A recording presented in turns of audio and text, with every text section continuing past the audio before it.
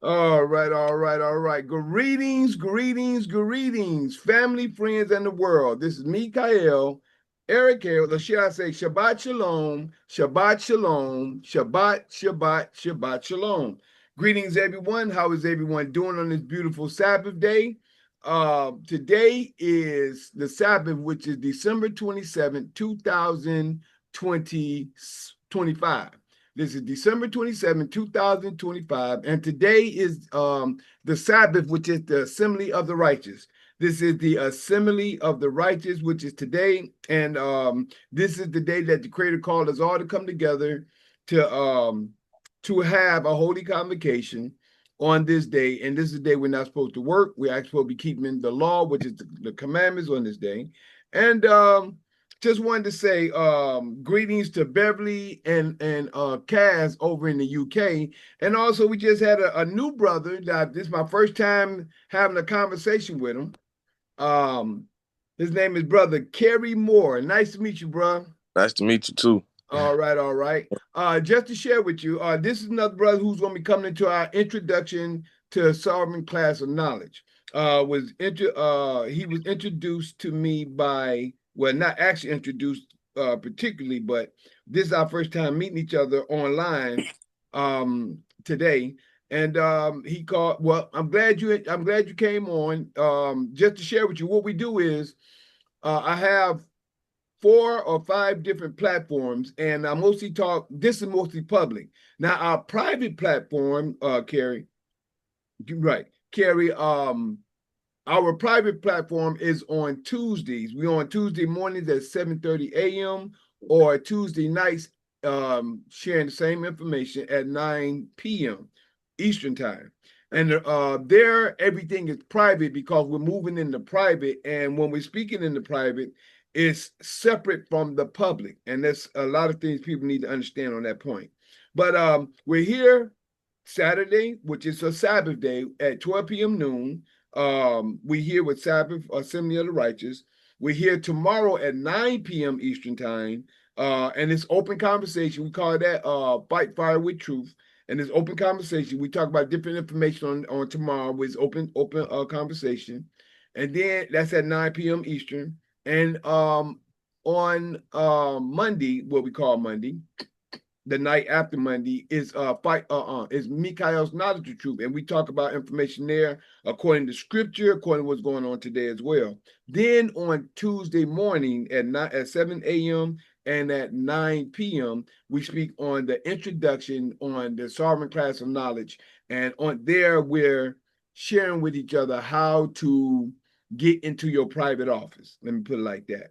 So yeah, I'm glad you came through. You're welcome to stay and listen to the information. Right now, we're going through the book of Second Samuel. That's where we at. And today, I believe we're in chapter 20. But first, we go through the formality. I'm just getting started. Yep, we're in chapter 20 today. But right now, I usually go through prayer. And after prayer, we go through the commandments, which is in Exodus chapter 20. And then after the commandments, we go to understand why we have prophets according to the Creator and what He said.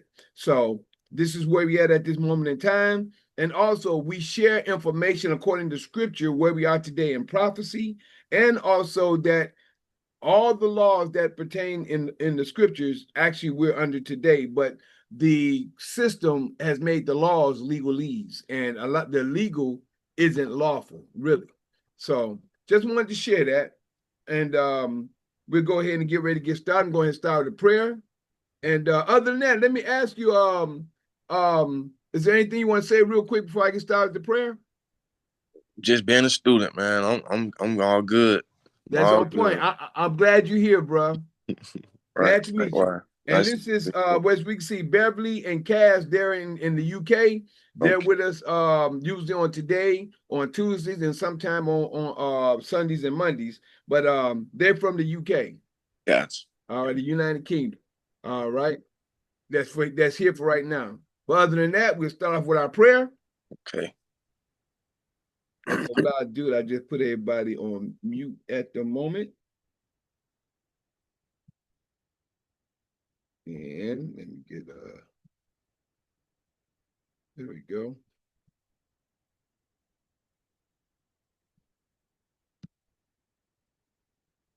Okay, no, you good. Okay, Cass, no, y'all good, Cass. All right, now start with our prayer, and then we'll go from there. Blessed be thou, Father universe, that bring forth all living creatures forth from the earth. Blessed be thou, Father of Abraham, Isaac, and Jacob. Blessed be the Father of Israel. Blessed be the Father to our tribe of Israel.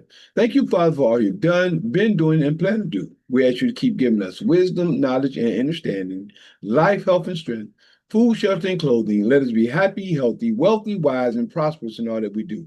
We ask you to keep leading and guiding us so we can help leading and guiding others in your knowledge, your word, your ruach, and your way. We ask you to keep your arm protection around us, keep us in every way, help us in every way to obtain and retain the knowledge that you would give for us to understand and to know and to grow in. We ask you to help us in every way and forgive us of our sins that we, our ancestors, and our forefathers have did in time past, today's time, and time to come. Help us in every way that we will grow in your word, your will, and your way, and in your ruach, which is your spirit. We ask you to help us in every way, whether it's physical, mental, emotional, financial, or spiritual. In all these things we pray. Hallelujah, hallelujah, hallelujah. Praise you, Almighty. Thank you, Father. Praise you. All right. Now we're going to go into Exodus chapter 20, where the Creator gave his laws and commandments through Moses to give to the children of Israel and to the world on how we should conduct ourselves through life. But And Michael, yes, do you say Exodus? Is it we're not on Samuel? Exodus chapter 20.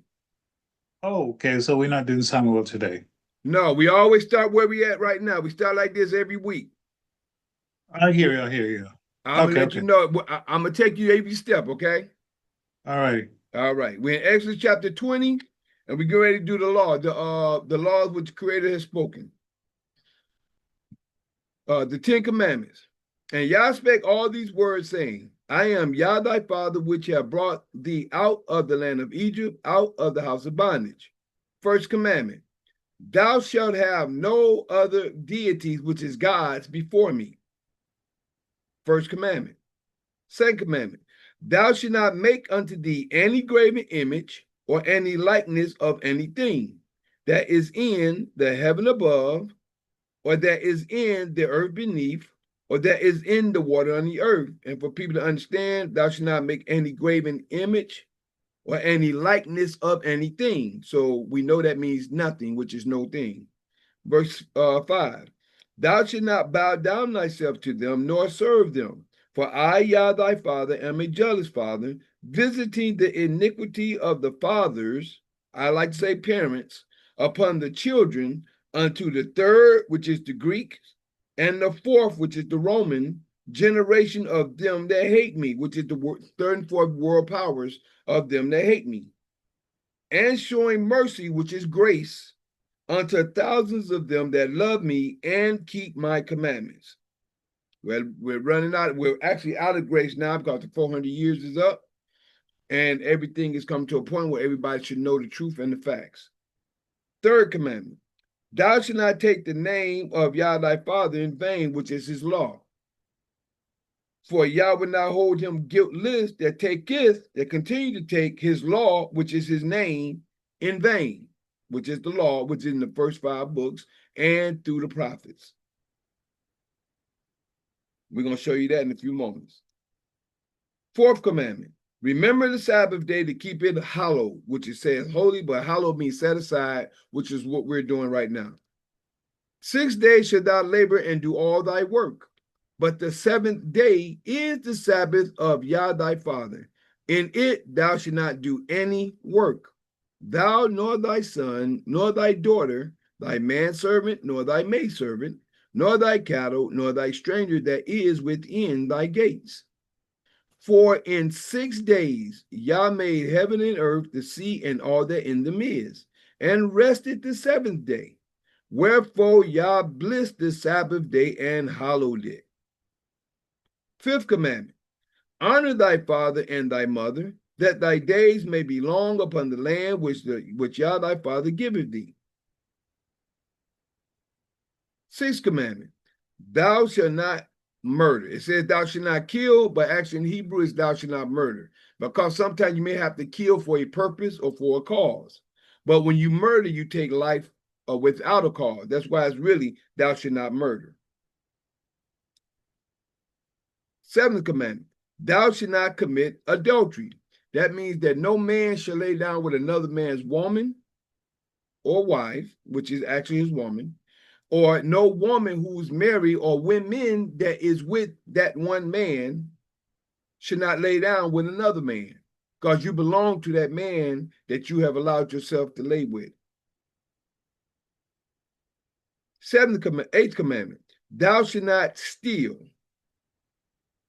Ninth commandment, thou shalt not bear false witness against thy neighbor. And as I always share, your prosecutors, your lawyers, and your attorneys, they bear false witness all the time because they wasn't there on the scene, but they tell the story like they were there. So they bear false witness all the time. And the last and 10th commandment that the Creator spoke, thou shalt not covet, which is want, thy neighbor's house. Thou shalt not covet, which is want, thy neighbor's wife, nor his manservant, nor his maidservant, nor his ox, nor his ass, nor anything that is thy neighbor's. These were the 10 commandments that the Creator spoke to the children of Israel and to those who was out there in the wilderness, which was the other nation that was among them. But what happened right here in verse 18? The people's fear. And all the people saw the thundering and the lightnings and the noise of the trumpet and the mountain smoking. And when the people saw it, they removed and stood afar off. Like I always share, if it's thundering and lightning outside, even when we're in the house, we cut off our lights and go get in the corner somewhere and say, God talking. That's what our ancestors used to say. But just imagine being out in the open field and that going on, that thunder and lightning is going on. So the people ran and stood afar off, and they said unto Moses, this verse 19, this is the key for what's coming up in Deuteronomy chapter 18 that we're going to go to in a few moments. We'll go there in a few moments. In Deuteronomy 18, verse 15, we're going there in a few moments. And they said unto Moses, speak thou with us, and we will hear. But let not God speak with us, lest we die. The people said this. Now, this is when the point of prophets was being set up. And this is what we're going to share in Deuteronomy 18 in a few moments. Verse 20. And Moses said unto the people, fear not, for Yah, says God, for Yah is come to prove you. We're supposed to prove all things, correct? To prove you, and that his fear may be before your faces, that ye sin not, that you do not sin. His fear is to come to prove that you're not going to sin. And the people stood afar off, and Moses drew near into the thick darkness where the Creator Yah was. All right. Now, we're going to take it from there to Exodus chapter 8, Deuteronomy chapter 18, verse 15. Deuteronomy 18, verse 15. This is the formality. I don't know where you be here every week. I don't know where you be at though, Kaz, but every week we do this just before we go into the information of the day. The information of the day is 1 Samuel 20, but we always go through this first. So now we're going to understand why we have prophets. This is Deuteronomy chapter 18, starting at verse 15 through 22, with understanding. Verse 15. And Yah, it says the Lord, and Yah thy father will raise up unto thee a prophet from the midst of thy brethren. And when it says a prophet, I like to say a prophet in its time, meaning that when the Creator spoke and raised prophets up, all the Old Testament is of the law and the prophets. So these are the people that the Creator rose up in this time to share what they needed to be shared to the people for the future or for prophecy. And this is with understanding. Again, verse 15, Deuteronomy 18:15. Yah thy father will raise up unto thee a prophet from the midst of thee, of thy brethren, like unto me. Unto him ye shall hearken, mean you shall hear. Not listen, but to hear. Hear means to do. 16. According to all that thou desirest of Yah thy father in Horeb in the day of the assembly, saying, This is what they said in Exodus 20, verse 19. This is what they said. Let me not hear again the voice of Yah, my father, neither let me see this great fire anymore, that I die not. Verse 17. And Yah said unto me, they have well spoken that which they have spoken. I will raise them up a prophet. A lot of people think that this went from this point all the way across to Jesus or the prophet in the New Testament. When this is talking about in general, he said he's going to raise up a prophet. A lot of people think it's a prophet that's coming in the New Testament, but it's the prophet, whenever the Creator rose and the next prophet or whatever prophet, he rose it in his time. So he said, I will raise them up a prophet from among their brethren, like unto thee, Moses, and will put my words in his mouth. This is the key. And he shall speak unto them all that I shall command him. Verse 19. And it shall come to pass, it shall come to pass, this is prophecy, that whosoever will not hearken, hear unto my words, which he shall speak, the key is, in my name, that's the key.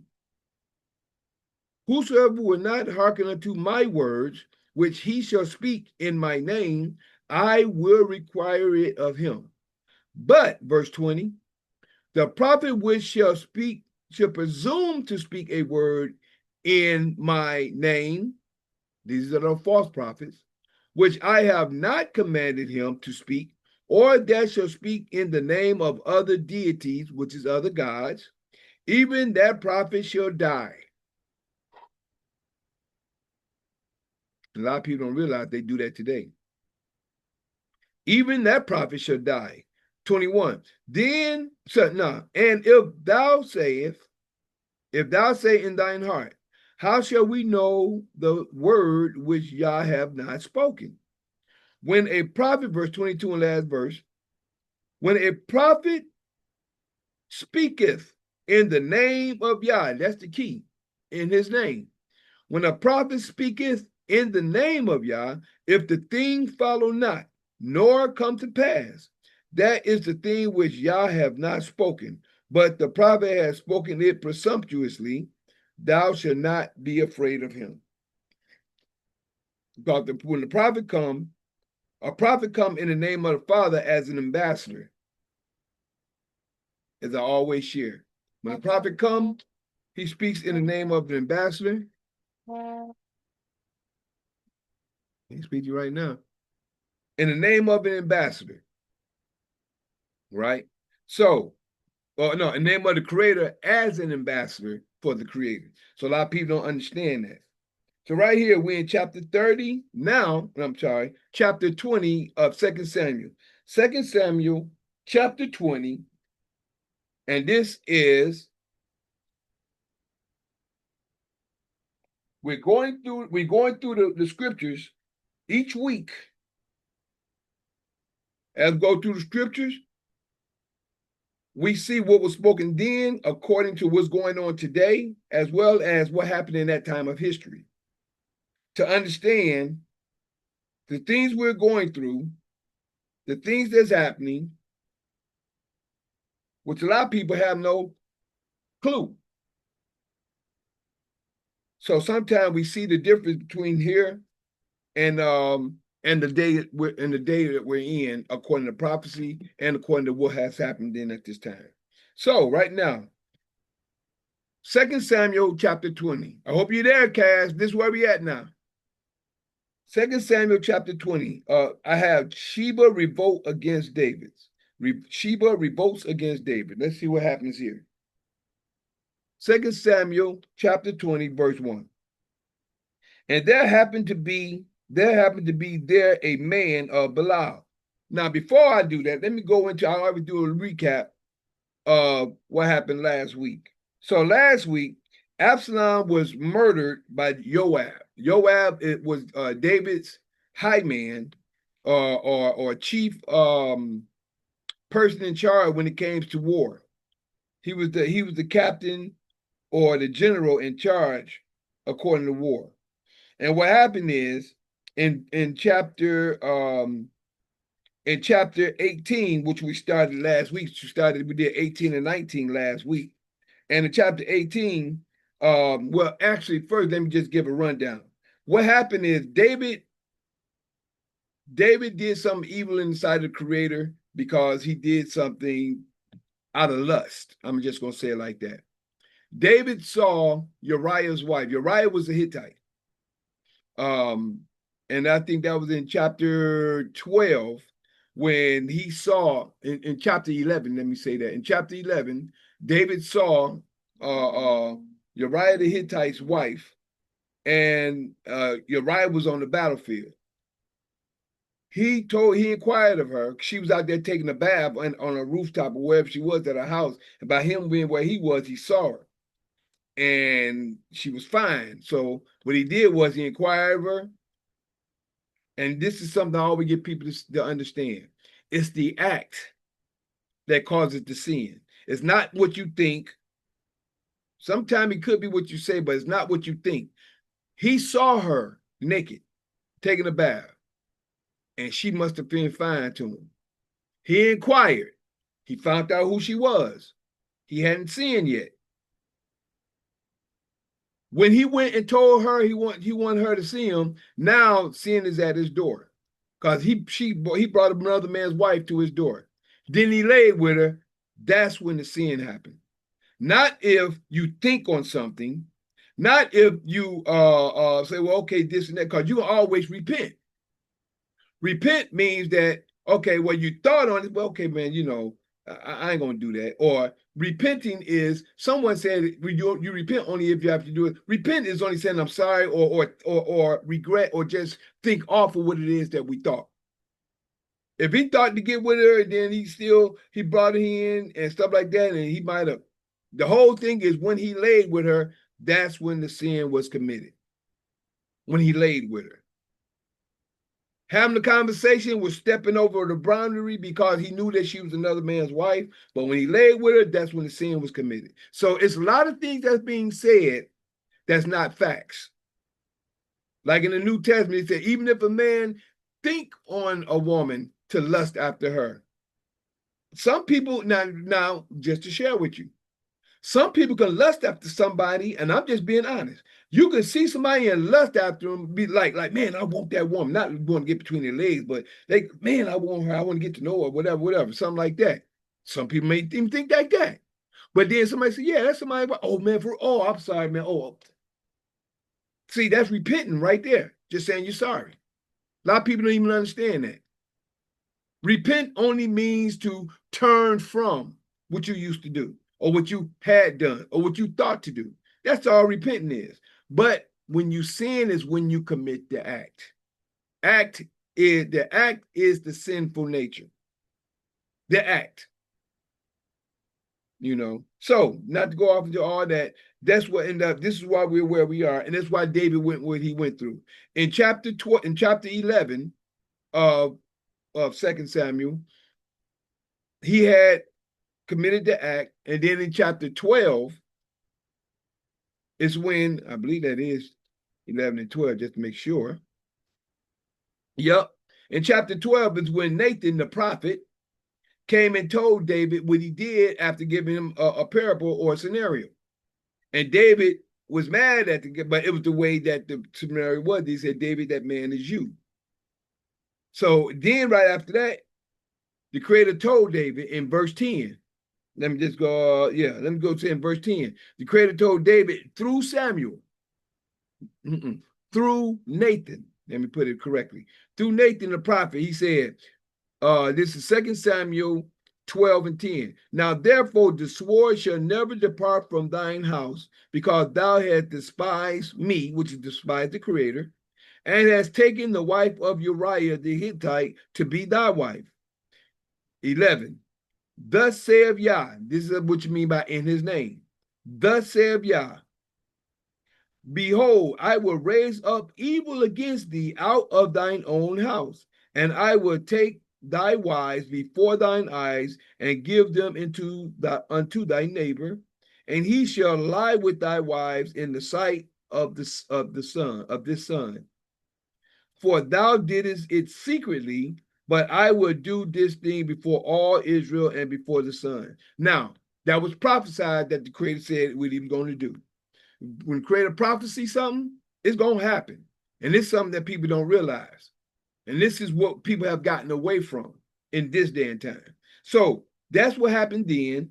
And what happened in chapter 18 and 19,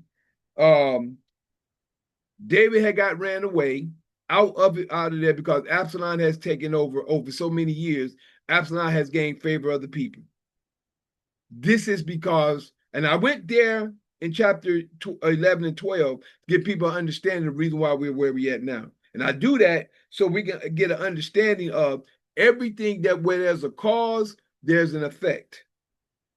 Where there's a cause, there's an effect. The Creator said that this was going to happen because of the sin that he did. He had a man killed, murdered, one man murdered. He wasn't a murderer. He just had a man murdered by putting him on the front line and having him killed, and then took his wife because he didn't want everybody to find out that that was his child, that he committed adultery with another man's woman. But that's what he did. The Creator forgave him. If you read the whole story of chapter 12 of 2 Samuel 12, the Creator forgave him, but he said, you made, now I would be despised and blaspheme against other nations and other people. Why? Because of this situation. The Father holds himself accountable for everything he do. And he don't put blame on nobody, because when he says it's going to happen, it's going to happen. And that's what we got to realize. So in verse 8, so in chapter 18, Absalom was murdered or killed by Joab. Now in verse 5, David told him, and the king commanded Joab and Abishai and Ithiah. This is 2 Samuel chapter 18, verse 5. And the king commanded Joab, Abishai, and Ithiah, saying, deal gently for my sake with the young man, even with Absalom. And all the people heard when the king gave all the captain charge concerning Absalom. So Absalom was his son, he loved, and he knew it was his fault that the situation happened the way that it did. He knew it was his fault because of what was told to him about what he did by taking Uriah, and having him put on the front line and taking Sheba, Uriah's wife. Now, when you go on into the story, Absalom got murdered by Joab, even though the king told them to deal kindly with him and don't kill him and nothing like that. But Joab killed him anyway. Also, the only ones knew about the prophecy was Nathan, David, and the Creator. They're the only three that knew about the prophecy that happened. Now, I don't know if Sheba knew about it, but David, Nathan, the prophet, and the Creator, only one knew about what was going to happen to David. So David felt guilty because of what happened to his son and because of what all happened. David felt guilty behind that. What's up, Murray, over here? My cousin, Murray Rick Straw, over there on in Facebook out there in Atlanta. Good to see you, cuz. So, but this is the understanding that we have to get according to scriptures. A lot of people don't know it's a cause and effect to everything that happens and everything we do. So, Absalom got killed. David was the actual king, but he knew that the situation happened because of his dealings. So, Joab killed him. Then what happened in chapter 19, Joab made David get up because David was crying, oh, my son Absalom, oh, Absalom, oh, Absalom. And you'll see that in verse 1 through 4. And I'll read 4 real quick. Verse 4, chapter 19, verse 4, 2 Samuel 19:4 says, but the king covered his face, and the king cried with a loud voice, oh, my son Absalom, oh, Absalom, my son Absalom. Now he cried for him because he knows he's guilty. Nobody else knows why, but he does. So he crying for Absalom. Now Joab get up. Man, you get yourself up. Now he straightened David up. He straightened David up and told him to get up and go out there. You act like if he'd have killed us, you'd have been happy. because Joab didn't know what was going on, even though it was still David's fault. So now it got to a point where David knew who killed his son, even though Joab said, don't say nothing, just, we give good tidings, we give tidings another day, but don't tell him nothing. So what ended up happening, it was a certain point where David said, where we at? There's a certain point where David told him,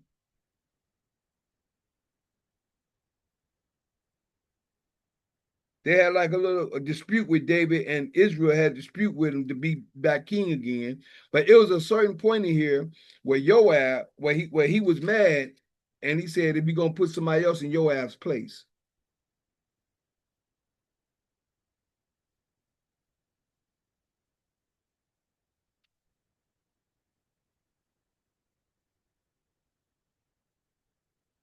I can't see it right off.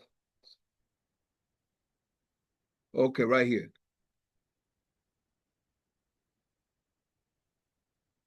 Right here. Verse 13. Verse 13. And say to Amasa,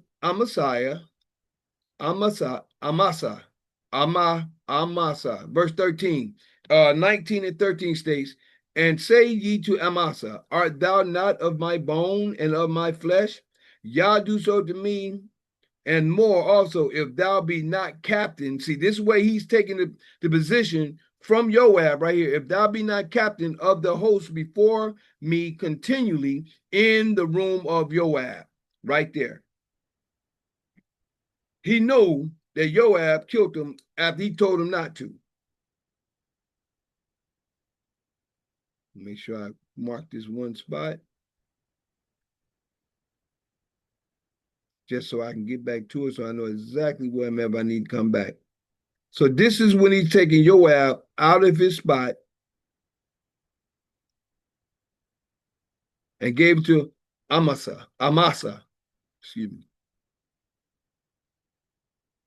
So now we see and understand all this.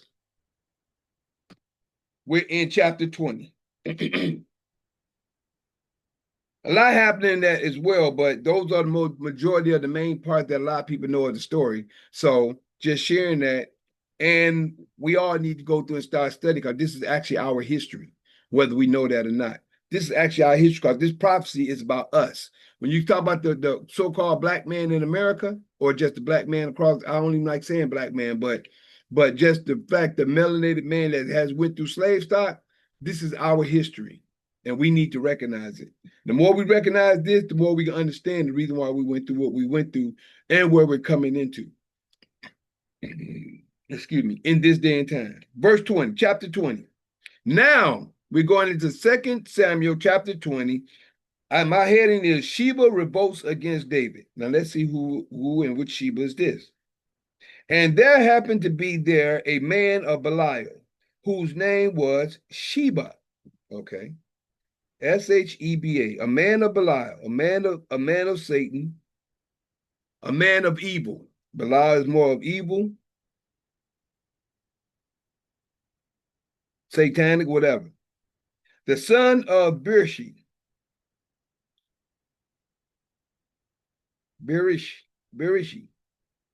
son of Berishi, a Benjamite. Okay, he was a Benjamite.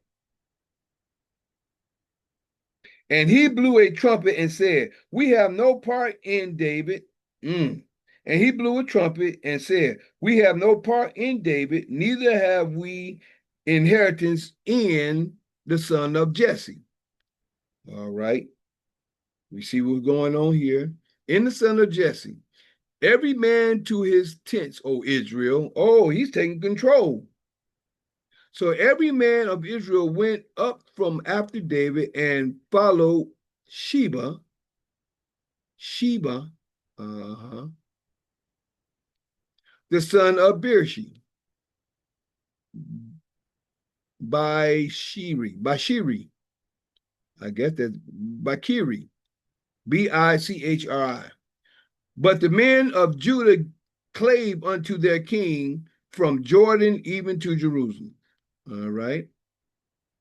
And David came to his house at Jerusalem. The king took, if you notice, this is a continuation from 19. So before I go on down, let me start at 41.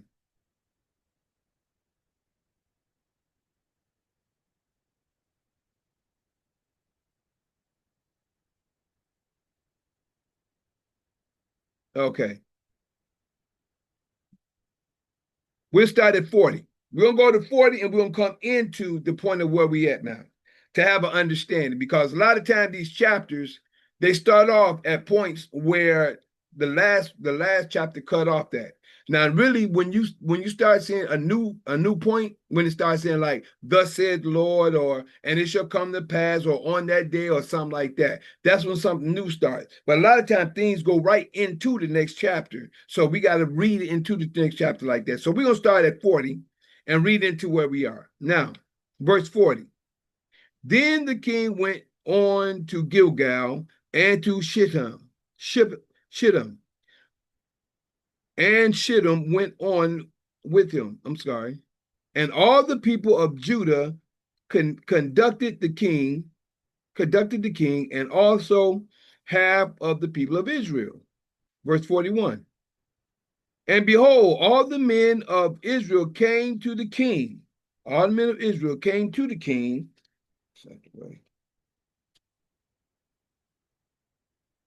And said unto the king, why have our brethren, the men of Judah, stolen thee away, and have brought the king and his household, and of Judah stolen thee away, and have brought the king and his household, and all David's men with him over Jordan? 42. And all the men of Judah answered the men of Israel, because the king is near of kin to us. Wherefore then be ye angry for this matter? Have we eaten at all of the king's cost? Or have he given us any gift? 43. And the men of Israel answered the men of Judah, and the men of Israel answered the men of Judah, and said, we have 10 parts in the king, and we have also more right in David than you do. So what they're saying is they had 10 parts. Don't forget, the 10 parts is the part of the 12 tribes. That's the northern tribe, which was the Sumerian tribe. And then you had the other 10, you got 11, 12. You had Benjamin and Judah. They were the southern kingdom. So that's why they say they have 10 parts. 43 again. And the men of Israel answered the men of Judah and said, we have 10 parts in the king, and we have also more right in David than you do, meaning him being the king. Why then did you despise us, that our advice should not be first, and had in bringing back our king? Let me read that part again. Why then did you despise us, that our advice should not be first had in bringing back our king? And the words of the men of Judah were fiercer than the words of the men of Israel. Now we'll move into chapter 20. And there happened to be there a man of Belial, whose name was Sheba, the son of Beershi, a Benjamite. And he blew a trumpet and said, we have no part. Let me get this right quick. Man of Belial, a man of evil.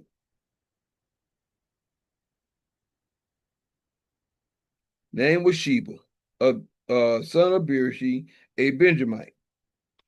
And he blew a trumpet and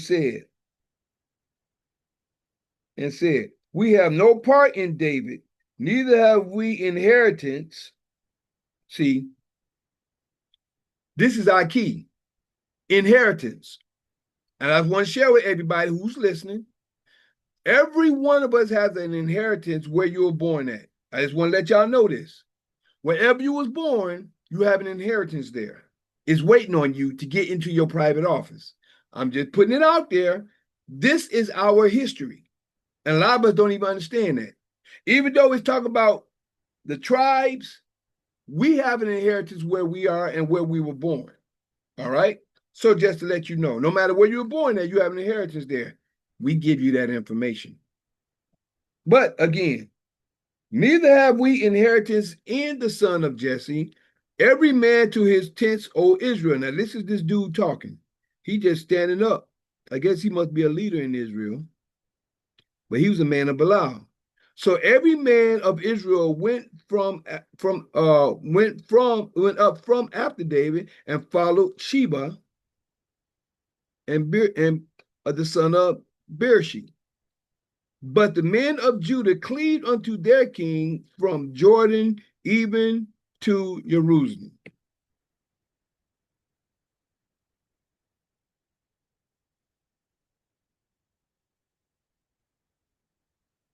But the men of Judah cleaved unto their king from Jordan to Jerusalem. Verse 3.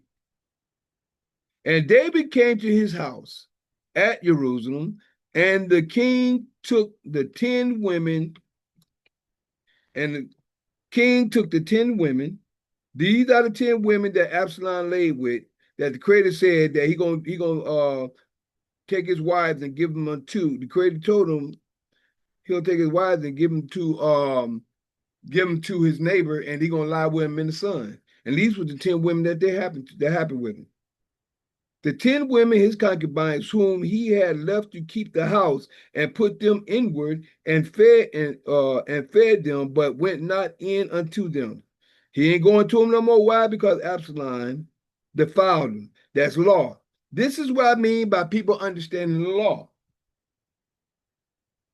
So, but went not in unto them. Hold on. Let me read that verse 3 again. And David came to his house at Jerusalem, and the king took the 10 women, his concubines, whom he had left to keep the house, and put them inward, and fed them, but went not in unto them. So they were shut up unto the day of their death, living in widowhood. You see that? That's law. A lot of people don't know that. This is law.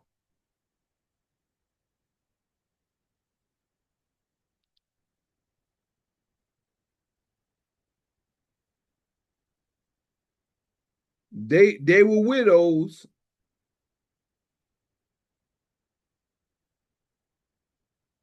I guess they couldn't go and be another man's woman or what have you. But these were widows until they death. Woo! No pleasure. I know that was hard for them. Then said the king to Amaziah, assemble me the men of Judah within 3 days, and be thou here present. Be here present.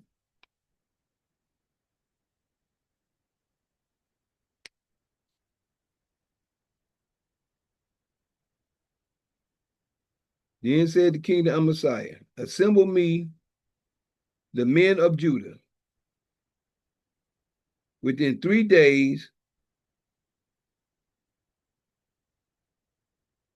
So Amaziah went and assembled the men of Judah, but he tarried longer at the set time which he had appointed him. And David said to Abishai, now shall Sheba the son of Beersheba do us more harm than did Absalom. See that? He's trying to take over. So David is going to take care of that.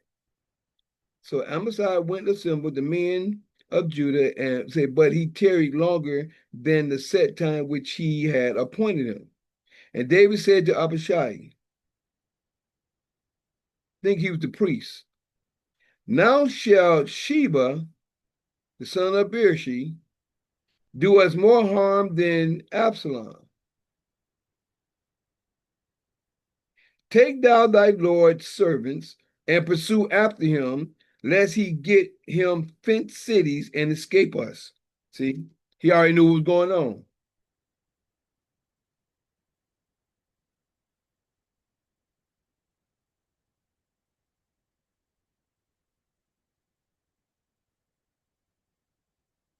Do us more harm than Absalom.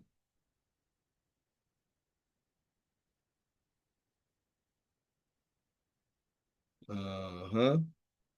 They about to get him.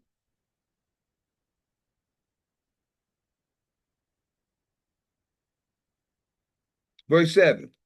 And there went out after him Joab's men and the Cherethites and the Pelethites,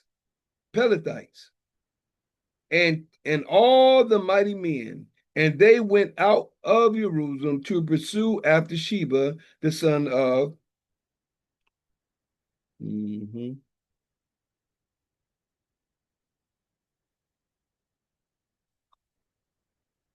And there went out after him Job's men. Now, Job is not in charge anymore. That's why he called Amasa.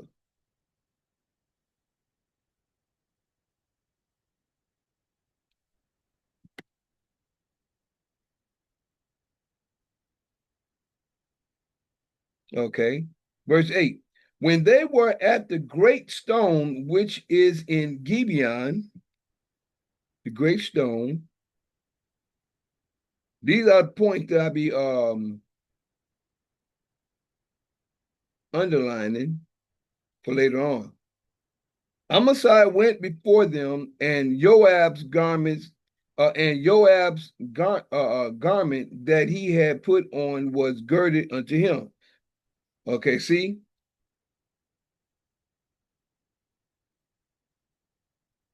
And upon it a girdle with a sword fastened upon his loins in the sheath thereof, and as he went forth, he fell on it. He felt it out. As he went forth, it fell out. As he went forth, it fell out.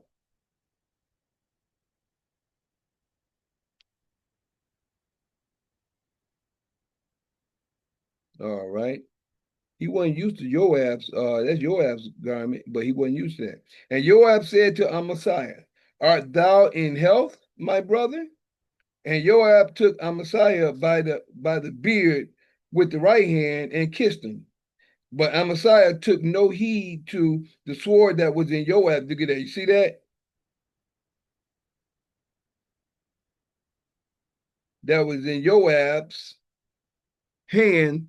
So he smote him therewith in the fifth rib and shed out his bowels to the ground and struck him not again. And he died. So Joab and Abishai, his brothers, pursued after Sheba.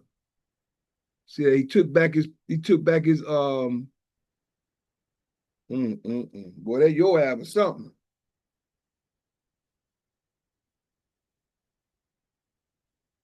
That Joab or something, boy.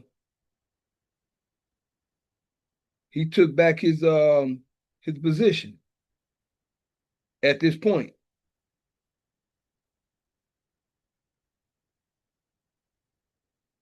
Mm, mm, mm.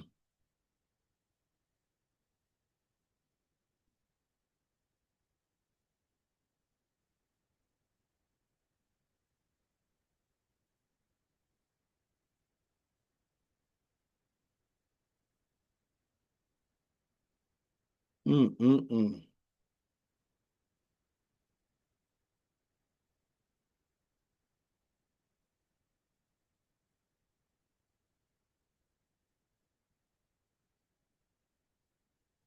Verse 11. And one of Joab's men stood by him and said, he that favoreth Joab and he that is for David, let him go after Joab. Let me read it say, and one of Joab's men stood by him and said, he that favoreth Joab and he that is for David, let him go after Joab. And Amasiah wallowed in blood in the midst of the highway. He laid down, he wallowed in the blood.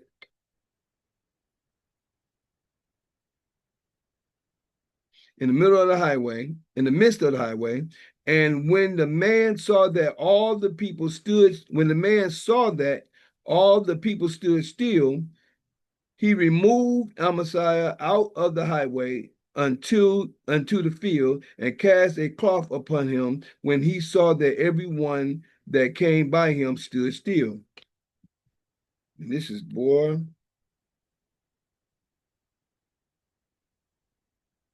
Joab's men stood by him and said, he that favoreth Joab,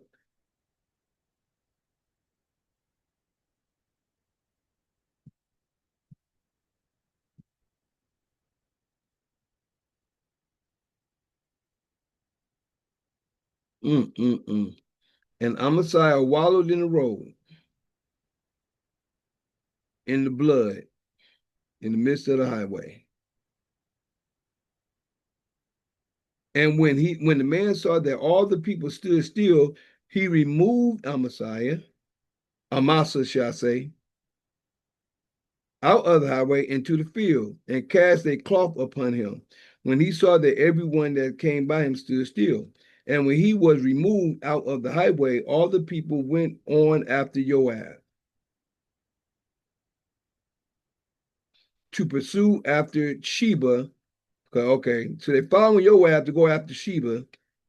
So Joab still doing David's David's command. When he was removed out of the highway, all the people went on to pursue after Joab to pursue after Sheba, the son of Ishi.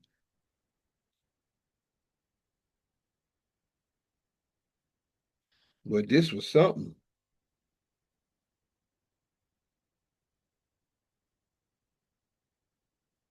Let me leave that like it. Sheba is slain.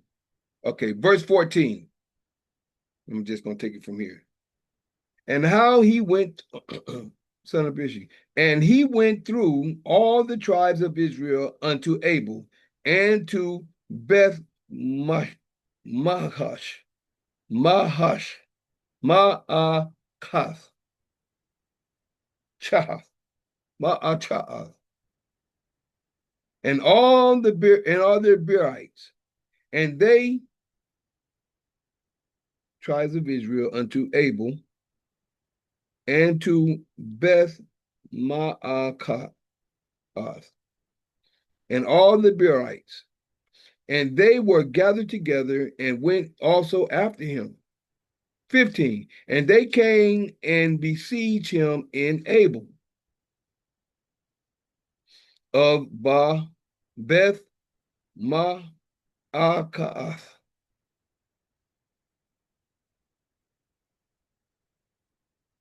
And they cast up a bank against the city, and it stood in the trench. And all the people that were with Joab battered the wall to throw it down.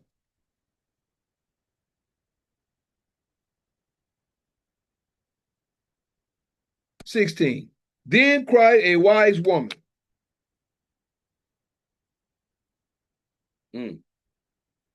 Excuse me. No, it's running. 16. Then cried a wise woman out of the city. Hear, hear, say I, pray you unto Joab. Come near hither, that I may speak with thee. Okay, there was a woman.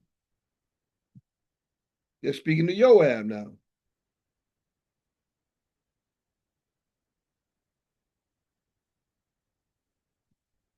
"17. And when he was come near unto her, the woman said, Art thou Joab? And he answered, I am he. Then she said unto him, Hear the word of thine handmaid. And he answered, I do hear. See me, he's listening. He's hearing. Then she spake, saying, They were wont to speak in old times, saying, They shall surely ask. They were wont to speak in old time. Now, you know what? That sounds like the New Testament. They were wont to speak in old time. Isn't that what they say in when you go from Matthew 21, Matthew chapter 5, starting at 21. This is when you start to see they will speak of old time. That's what people don't pay no attention to. That right there is what they said in the New Testament. They will speak of old time. They'll speak of old time. That's what they say. I'm trying to see what should I use for that point. Because this is the key.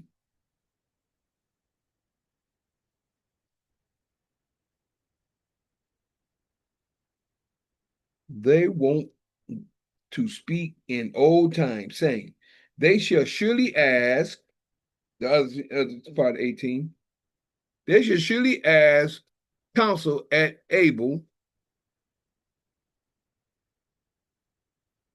and so they ended the matter.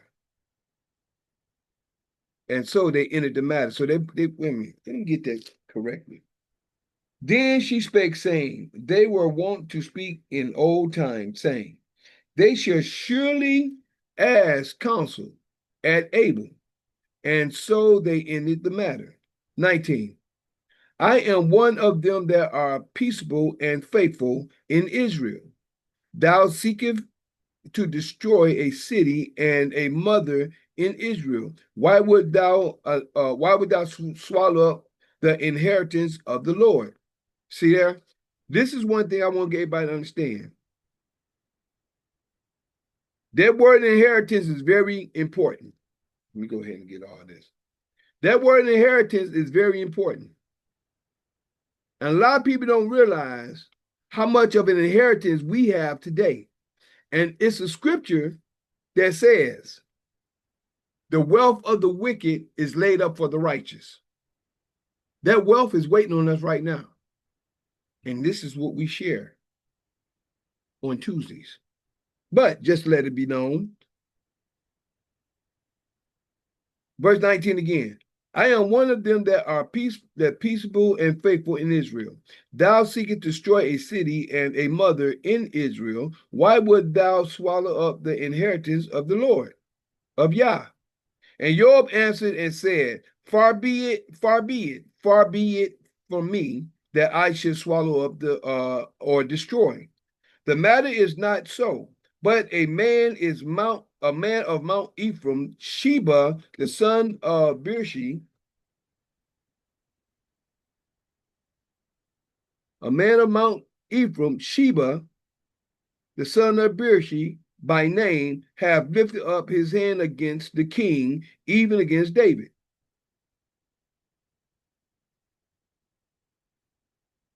Against the king, even against David. Deliver him only, and I would depart from the city. And the woman said, deliver him only, and I would depart from the city. And the woman said unto Joab, behold, his head shall be thrown to thee over the wall. You see that?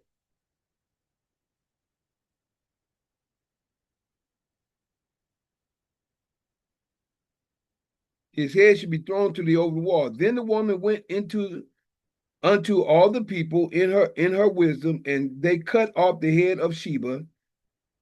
You see that?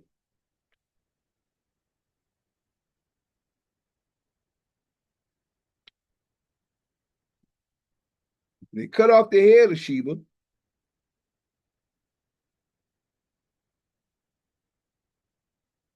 son of Birshi, and cast it out to Joab. And he blew a trumpet.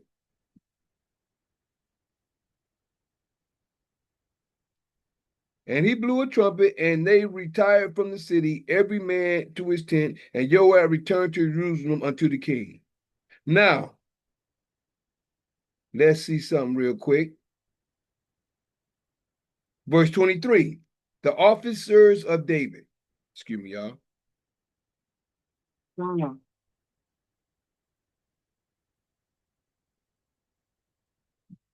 This was the story of a man that went against the anointed of the Creator. And also, you got another man who is a lone wolf with the anointed of the Creator. And this is the reason why I said Joab, I believe he respected David, but disrespected the Creator. And that's why I say, when I look at the story of Joab, everything he did, he respected David, from what I see. According to the stories, everything, when it comes to the point of David, whatever David said, Joab was for. But the things of the Creator, which is murder, he did what he wanted to do when he told him, don't do this and don't do that. Now, Joab probably loved David so much, he killed Absalom when David said, don't do it. He killed him. Man, you took the king. He looking at the king instead of looking at the Creator. He should be looking at both of them, what the king is saying and what the Creator and the Creator's law. But he done murdered two men. What his name is? Amasa. He done murdered Amasa, and he murdered what was the other man that killed his brother in war? So he did two things. He murdered two men. And this person, David, put in charge of him because of what he did. But now let's go to the officers of David, verse 23. Now Joab was over all the hosts of Israel. You see what I'm saying? He was over all the hosts of Israel, which is, he was the captain, the sergeant, whoever you want to put it, over all Israel. And Benaniah, the son of Jehoiada, was over the Cherethites and over the Pelethites. And Adoram was over the tribute, and Jehoshaphat, the son of Eliud, was recorder. Let's get this together. Joab was over all the hosts of Israel. Benaniah,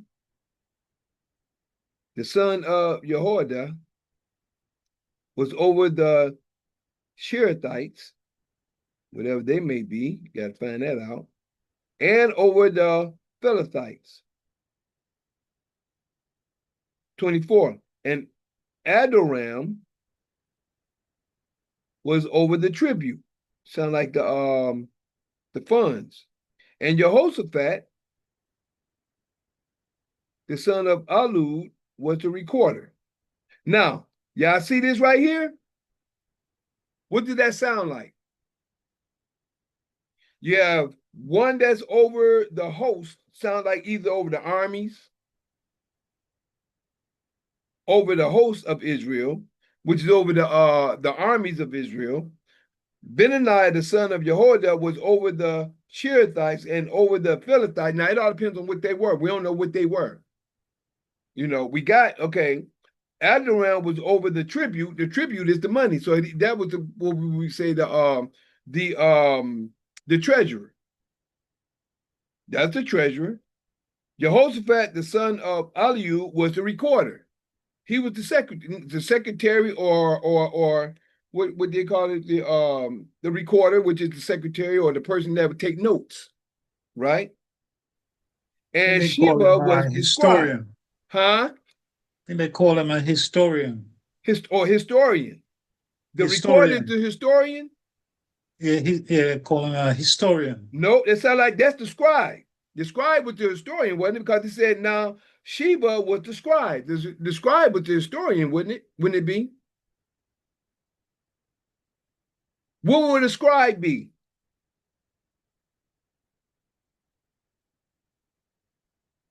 And Zadok, Abiathar was the priest. See how everything is set up right here in the scriptures?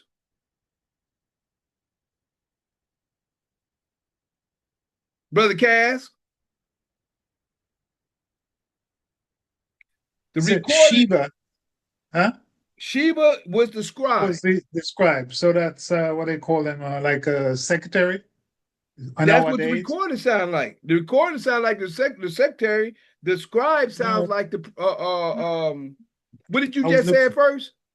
I was looking it up, you see, and in our modern time, this is what they call the Talk to me then. Tell me, what is they? What are they? The scribe, they would call him the secretary, and the recorder is the royal historian, according Okay, to so the recorder was the historian and the yeah, scribe was the secretary. I had it backwards then. I'm yeah, glad you looked it up. uh, I'm just going off my yeah. head, huh?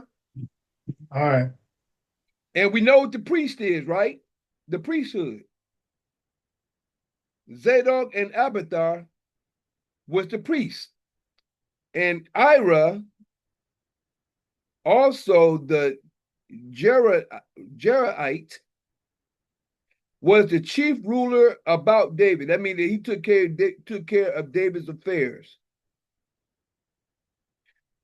That little 23 to 26, you see how much information is in that little point right there? Yeah. That's a lot of information right there.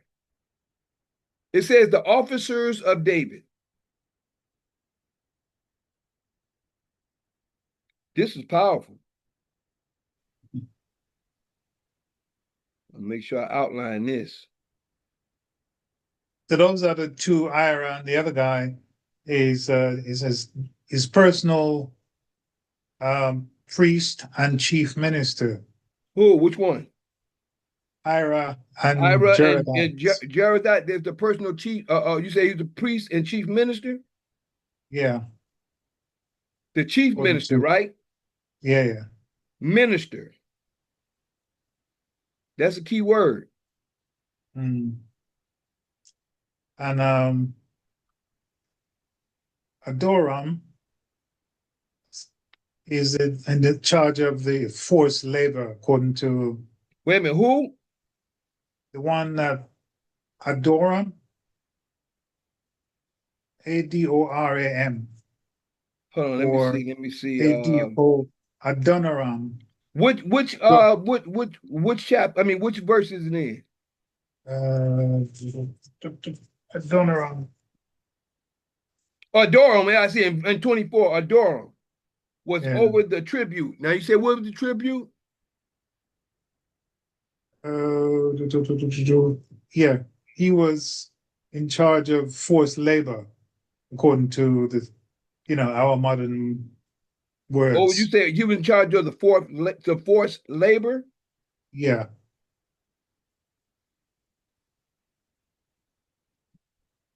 This needs to be written down. Right, right. I need to write all this down. Hey, what I would like for you to do, I'm glad you're doing the research on it. You pulling it up. Maybe you can write it down. I don't know about putting it in the chat, but if you could text that to me, because I like to have that information. Will do.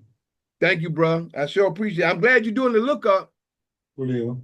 But this is but you see what I'm saying about how the information is right here. This is the government. Mm-hmm. Say again. I said yes, yes. Yeah, this is the government. It says the officers of David. And you know what? People never even paid that no attention. This is the actual government of how things are supposed to be ran. That's why I say the information is right here in the scriptures. And a lot of people can't see it. A lot of people don't know. Let me take this baby. It's getting hot up here now. Say again, bro. Yeah, because I have been through this in the early days, going to church with my grandparents, and basically you're just going. A lot As of you people get just older, going to church, like you say, huh? Yeah, you're just going. It's just like I'm asking people when they go to church. Oh, I've been to church today. It says, so what was the sermon? Well, it was good. It was good.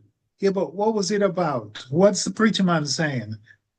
Well, it was just good. It was just good. They And have they don't no know what's idea. going on. Hold on, one. Let me cut this other fan up so I can hear you good. Hold on, one more. Yeah, I got my heater on, trying to keep it warm up here. But I want to definitely hear what you said. Say that again. No, you said when people go to church, they just say, yeah, it's good, it's good.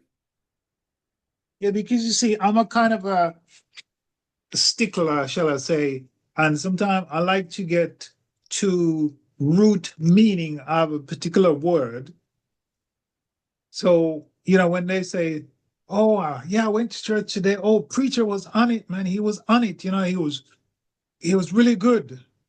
I say, yeah, but what was he talking about? There you go. Oh, the service was just good. It was really good. Yep. Like one person last week, because the husband or the boyfriend said a certain thing, and the preacher man were talking about the same thing. She associated with what he was saying to say that this man is no good because it said so in the scripture. But Mm-hmm. it's nothing to do with that. The interpretation that they put to these things is just so wrong, and they get themselves in trouble. Right. I had a friend who, both of them was my friend, and this guy, he got married. Sorry, his mother, they call it, got saved, Okay. and she moved out of the husband's room, their bedroom, and moved into the son's room. Mm-hmm. But never slept with the husband again. What? Now, yeah. Now this, because he said it was wrong. Anyway, the boy got married to another friend of mine. I haven't seen her for a number of years. And then one day I was going through the city center and I saw her walking, and I mean, she was like spaced out. Who was So her? I Who was her? The mother said or, again, or the one he married? no, the one he married. So I stopped her and I said, "Oh, hey, how you doing?" And she was like, "Oh my God, she looks terrible." So I said, "What happened to you? What's going on?" She's on, what they call it, antidepressant tablets and stuff like that. I said, "For what?" Uh-huh. Because she went on honeymoon with the guy, and for 2.5 years, she's been waiting to jump his bones, excuse the French, right? Yeah. And because he, all through the courtship, nothing. So she thought, the fact that is really deep into his Christianity, he wants to make sure he doesn't defile her or whatever he would call it. Right. Anyway, they got to where they're going. The husband, she now preps some food, he eats, and she said, yeah, she's kind of ready. Oh, he said, oh, I'm gonna have a sleep. So she kind of overlooked it that they traveled quite distant, and he was the one who was doing the driving. So, he's probably tired. He woke up and she thought, yep, nope. The man said, oh, I'm just going to take a walk on the beach. Can I come? No, no, no. I'm good by myself. I'm good by myself. The next day, made breakfast, and she thought, yep, same thing again. The man off the beach. So she got fed up and she just left. She left him there.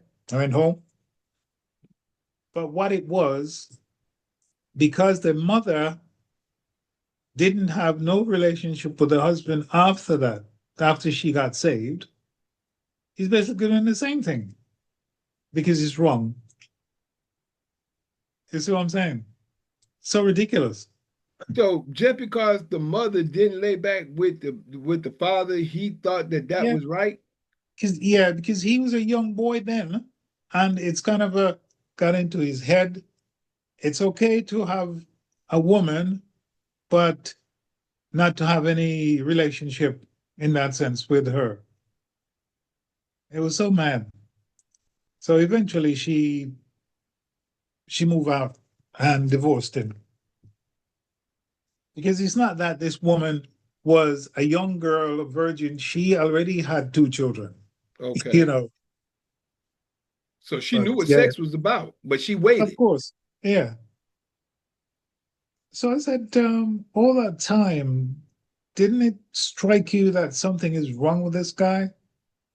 The fact that, I mean, she's a pretty girl, and he never attempt to do anything, you know. She said, no, there's always a quote in the Bible. Oh, goodness. Yeah, so Well, you know people what? do quote these things. It's all kind of scriptures talk about about being with your wife. Yep.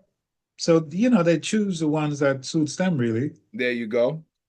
I mean, like, for my understanding is that King James then had the Bible redone with these two German brothers so that he could remarry. He put stuff in there so he could remarry.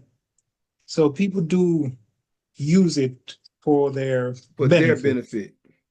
Yeah. I came across this thing as well, in Ezekiel, somewhere there in Ezekiel. That was a while back, where when Mussolini and those they raid Ethiopia, they used the book to show them that God is against them because he does not want any, I think they use a German word, swarty, black, and they've been deformed. Somewhere there in Ezekiel, I think it is, into the kingdom. So people believe these things. I think I remember seeing and hearing that in Mm, Lamentations, shall I say.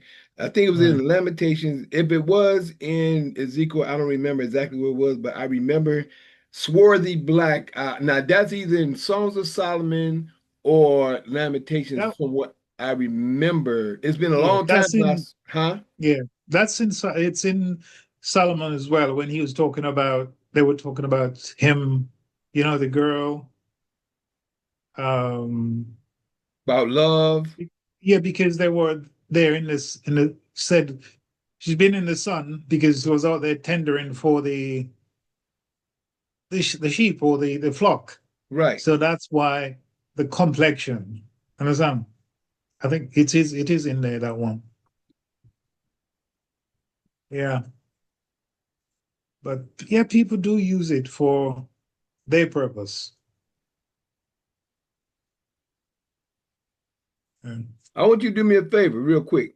Since this Mhm. everything off, I'm gonna read each one of these, and I would like for you to mention which each one of these positions are. Now, for everybody that just got on, I'm glad Cal, Cass just shared a little information about the past, about certain things that stay. Because we just, by you saying it, remind me by Absalom laying with David's 10 wives. David put them, that right there shows that that David knew that. See, according to scripture, you're not supposed to, once you divorce a woman, you're supposed to go back into it. Now she can go and be another man's woman. Now David put him up though. David put him up. So by David putting them up, that means that they was being taken care of, but he just didn't have sex with them. You know. Yeah, it also mentioned in that particular verse part there as well that he actually did that for their safety because the possibility that the men would kill them. Probably so. There you go. Yeah. But you know what? Mhm. Their fault. It was the king who did it. It was not the king. It was the prophecy So, of the creator, but it was Absalom who did it. Matter of right. fact, it was the people who advised Absalom to do that. Remember? Mhm. It was one of the. It was, I don't know if you remember the story. They had one of the counselors advised Absalom to show him that he was against his father. I'll take his wives and I'll lay with him in front of the sun. And Absalom did it. But there was also a prophecy of the Creator that was going to happen. But nobody knew it. It just ended up happening because it was prophesied. You know. Right. But like you said, that could have been another possibility too. He could have put them up because. But David knew. David was guilty. He felt guilty. That's why he was crying for Absalom the way he was. But what I would like for you to do, my brother, I'm going to read these again, And I would like for you, please, when you get time, text me each one, but I'm gonna read 23 to 26 again. I would like for you to give me the the um the understanding to the name of each one of these of the offices, because it said the office, even though it said the officers of David, it's really the offices that was taking place. And like I said, this is our government. So right here in 23 says the officers of David says, now Joab was over all the hosts of Israel. Who was the host?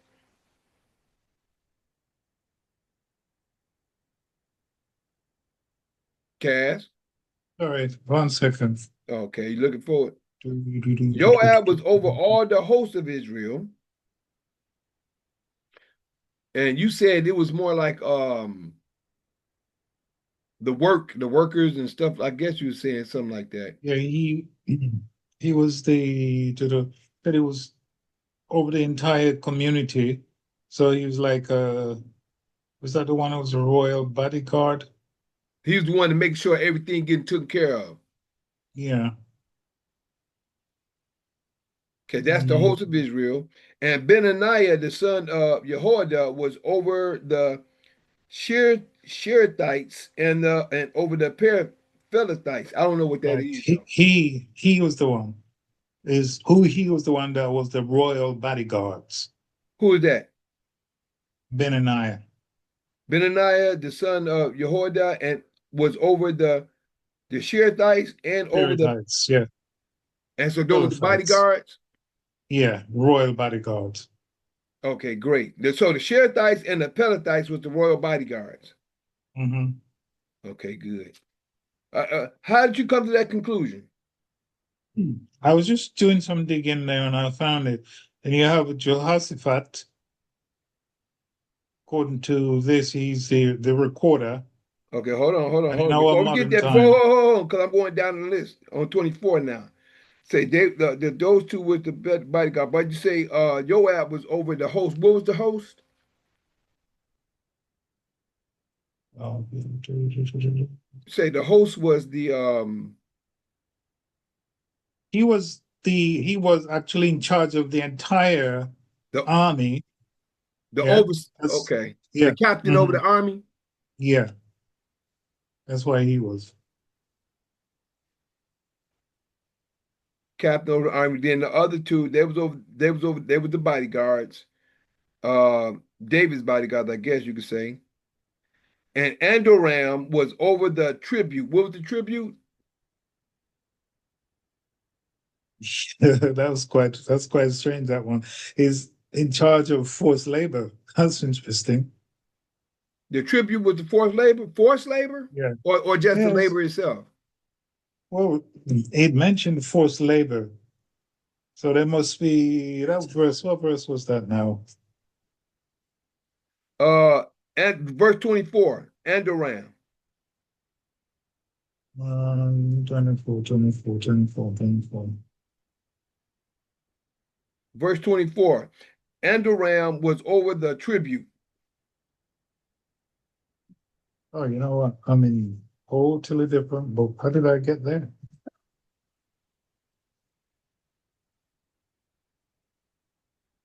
Get back to it.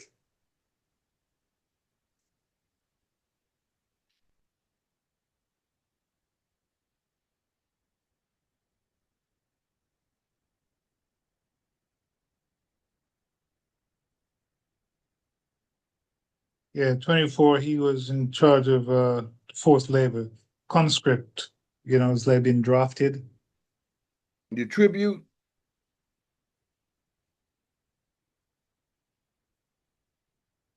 say again, No, no, verse 24, you said, wasn't it?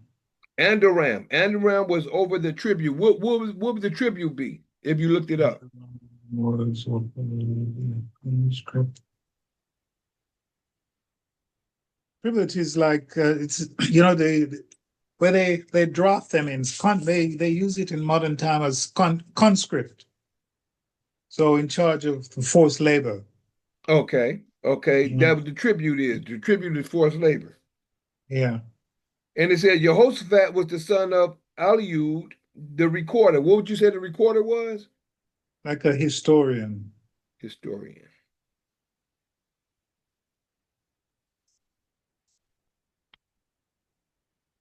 It's that loud on one of them. Well, again. Okay. And Sheba was the scribe. What you said the scribe was? Recorder? No. You said Yeah, a secretary.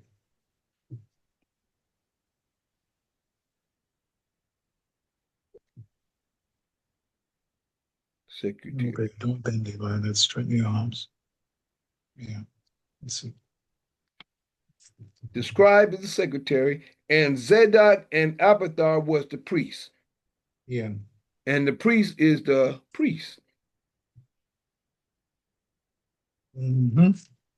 And Ira, also the Jurite, was the chief ruler. Was the chief ruler about David.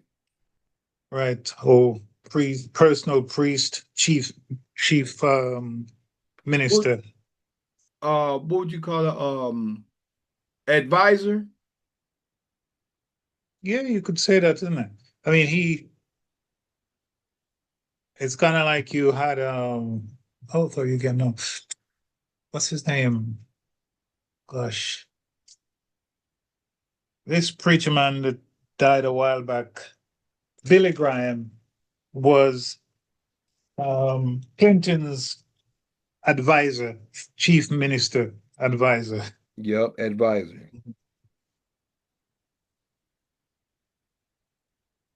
And they have a lot of influence, these guys. Yeah, that's what happened over here in what was this at? Hold on. It was just what was that? Applethea. Applethea was an advisor. It was two advisors that in the Council of Applethea and Hushai. This was chapter 17, the council. There was counselors. The council, which is advisors, which is counselor, they were the main chief counselor for Absalom, because David sent Hushai, and Abiathar with his what was that? Athiphophel. I'm saying Athiphophel, whatever it is. In chapter 17, they was the advisors for Absalom, and David sent Hushai in order to counteract that. So yeah, but you understand, these are the situations for our government and then for the people that help people in charge. Like, Right. Trump ain't just up there saying everything, or he makes the last decision, but he got people that's giving him information. Yeah, he's got strings there pulling him up, Advisors, and people that he he's talked to. That like he don't just say, well, okay, well, we just go drop a bomb over there. People have to talk to him. He has to have an understanding, be like, okay, well, we're gonna do this or we're gonna do that. But first, it's just like a marriage. You have to have, if you actually got a wife and you're having a conversation, or if you got something, you got a household you got to run. It's not just you run the household because you out in the world. The woman is actually right, at the house. So the man and the woman sit down and say, okay, yeah, we need this, and she knows what's going on. So she'll tell him, well, we need this here, and he said, okay, we got this and this and that coming in. So they gotta advise and sit down and come with a strategy before he makes the last decision. Am I correct? indeed.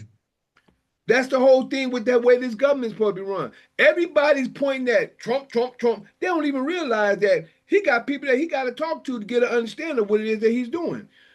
He makes the last say so. He has to direct certain people to do certain things. And then That's once right. these certain things come together, the man or whoever's in charge is supposed to have the last say so. No Right. different So than what we're looking at right here. yeah, But this he's is got all very of them. important because I bet a lot of people just read past that and don't even look at it. What you think? Oh yeah, they do. I mean, because I hear a lot of people talking really, really nasty things about him, but he is being advised in various different ways. Then he has to look at it, analyze it, Mm. and learn how to put it in play. You understand? So people don't realize that. And what's his name was saying a couple of days ago that he is the sixth angel of Revelation. That's his role at the moment. Yeah.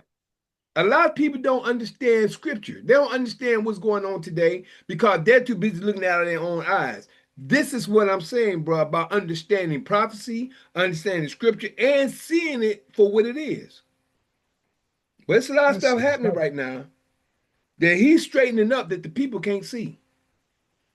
You know, yeah. and even if he's not straightening up, it's still going according to prophecy, according to what the creator said that's going to happen. That's what people don't get. And people are not here to really hear. This is very good today. But we get ready to end this one right here. This is the end of chapter 20. We are going to 21. And we're an hour and 30 minutes in. But right now, we're the end of chapter 20 of Sorry to no, butt we in good, again. bro. We good. This was It's beneficial. you remember there was one there, Maacah. It says it pronounced as Maha. Oh, that I we was forgot what reading? I forgot what verse that was in. That's one of the woman. That was the woman. Let me see. It's the spelling is Maachch.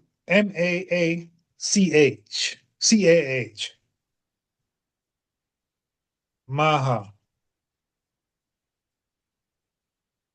Maachah.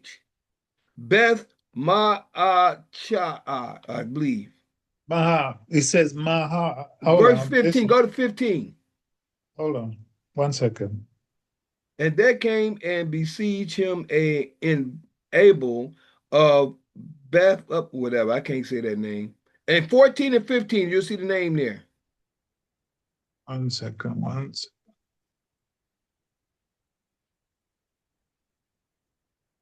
Verse 14 and 15. It starts with Beth. Yes, Beth Bethmah. Maha. Maha. Yeah, I find that that was a little bit strange, but That's Hebrew. It's Hebrew. It's Hebrew. yeah, that's why it says, yeah. Mahacha. Cha. It's all the rest of it seems to be silent. Maybe so. After that, now someone that can speak Hebrew probably can speak that. I just spelling it. I just said it the best way I can. Listen. So what we're gonna do? We're gonna end. This is part one. This is the end of part one of.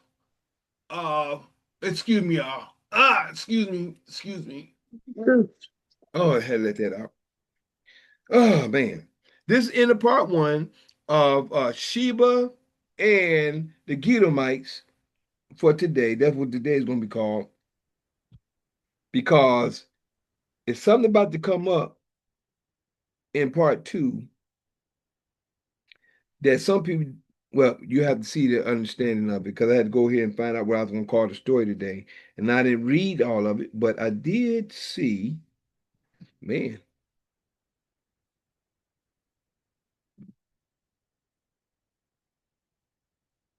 Am I at? We're in 21 now. Gibeonites. Gibeonites. That's their name. The Gibeonites in chapter 21. That's where we're going to now. That's why I call it Sheba and the Gibeonites. Right? So it's a reason why we're going in. Well, I can say a reason why, but we're going to understand the stories a little bit better as we move on. So other than that, I'd like to thank everybody for coming through. We're going to pause Zoom for the moment because this part, that's the longest of what we're looking at. So we're going to pause you. But before we do, I'd just like to say that I am that Mikael in Daniel chapter 12, verses 1, 2, 3. Yeah, before we go, Corey, let me get your understanding of what you've seen so far, or what you heard. I know you fell off for a minute and came back. Yeah, I got my little son right here, all in my business and stuff. But I'm just learning and soaking up much as I can. And I'm glad to even just be a part of the Zone meeting and just to have, you and the other guys just speaking, and like I'm just learning. And I try to teach myself much as I can, but it's so hard just doing it alone and, trying to balance, the regular reality of, things. But, I try to soak up much as I can, man, especially from, guys of wisdom like yourself. And it's just an honor to even be on the call and, just to hear and just learn just much as I can for real. Yeah, well, I'm glad you're here, bro. I'm glad you're here. Too. I'm glad we finally connected. I'm Yes, glad sir. you're part of it. This your new family, bro. If you ain't got no other one, this for your new sure. family, bro. You got my number. You can call me anytime. For sure. Thank you. I appreciate that. Thank you so much. You're welcome, bro. You're welcome. And that's my brother Kaz. Kaz and his wife Beverly. They're in the UK. Okay. Hey, we great make this family grow. And with the knowledge that we come to know, yeah, you're gonna, bro, it's gonna be. I know, Cat. I mean, what are the? Can I just share with you with a little bit that Barack to share with you so far about the family or everything that we know so far? If you don't mind sharing. Well, he sent me like a couple links as far as like I think the Bentex some the Bentex like learning crypto things like that Okay. moving into private I've been trying to teach myself much as I can about just like moving into private learning my laws more, especially my consumer laws, because I'm really trying to I'm in the process of building, and I ain't gonna say rebuilding because I feel like I never started because I didn't have the knowledge to even know what to do, So I don't want to say rebuilding, but just as a young man, just building, just trying to build like my wealth, generational wealth, and just something I can pass down to my kids. Like they look up to me so much, you know what I'm saying? And it's like it's like I want to be able to real deal teach them things that they may not be able to get outside the door, just being at school or wherever they at, but I want to be, just more hands-on with them with them being 5 and 8 years old, because they're smarter than I was at 5 and 8, so it's like if I can teach them things like right now starting, I know they'll get it and they'll want to know more because there you go, the daddy do it, and daddy keep teaching himself and he learning and he joining Zoom meetings and calls to just gain more knowledge and just so I can enhance my life for real. And let us sit in, because this right here is the educational front. And then you go through the scripture, because this right here, when they start listening at a young age, this gets absorbed into them. They get a better understanding. He been right here the whole time. That's good. Did you get a chance to see when we was checking out 2 Samuel 20 verse 20, 23, 24, 25, and 26? Did you see how we breaking it down? Yes, especially the David story. Like I'm listening to everything. I'm just soaking it up because it's so relatable for real. When you kind of just break it down like how y'all doing, it's relatable and it's like right in your face for real.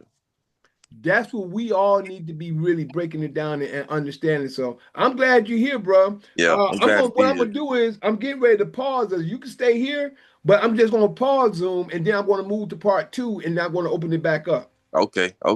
Cool. Nice to meet you, bro. And I'm glad you're here with the family. Yes, sir. Yep.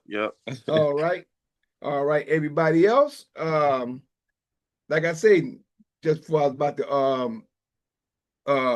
pause Zoom, I was always share. I am that Mikael in Daniel chapter 12, verses 1, 2, 3. Yeah, that's me. Showing the holy people who they're really supposed to be. Waking them out of their dead beds, which is really in their heads. For all of you who's living in the new, this is for you.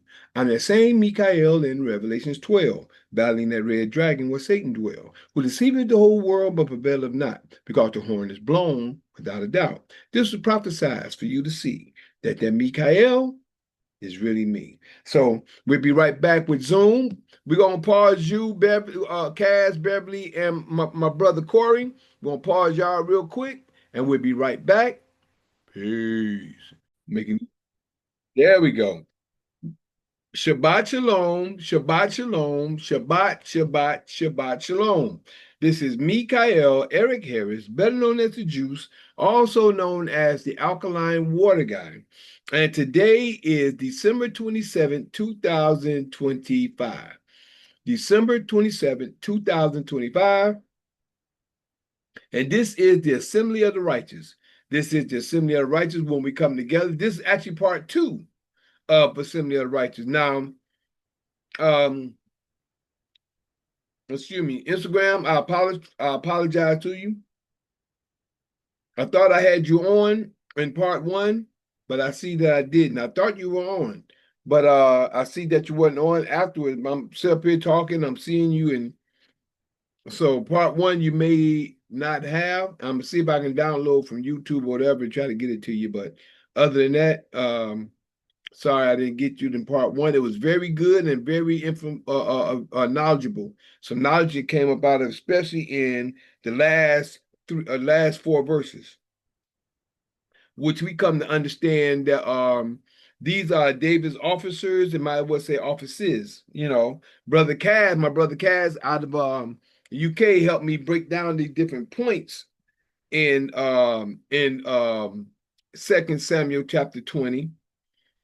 What we did, what was at this area. But just to share with everyone in part 2 and also in Instagram, since Instagram didn't get part 1, and you can always check YouTube for part 1 and also the full version in YouTube at Juice Pro 33. You can also check part 1 Instagram and Facebook. In Facebook, which is Michael the Juice Harris, Mikael Harris, shall I say. It's MI''CHAEL space HARRIS. Or you can go to Rumble, Patreon. Well, we can't do it because you don't have part 1 in Instagram. So I apologize for that, but if we can get it downloaded to you, we'll get it there. Other than that, we're starting at part 2, which you hear, and this is Sheba and the Gibeonites. Sheba and the Gibeonites. Make sure I say that right. Gibeonites, I guess you could say. Gibeonites. Now, we did Sheba a few moments ago. Sheba, after David was coming home from after Absalom's death, David was coming home back to Israel or back to Judah. This guy named Sheba, you know, he went against David. So he stood up against David, and the person that David put in Charge, which was Amasiah,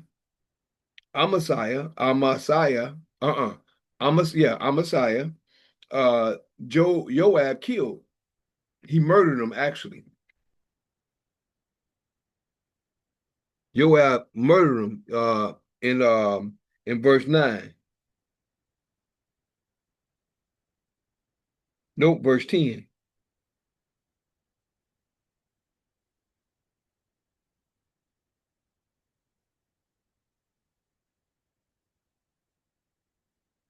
Yep, that was something.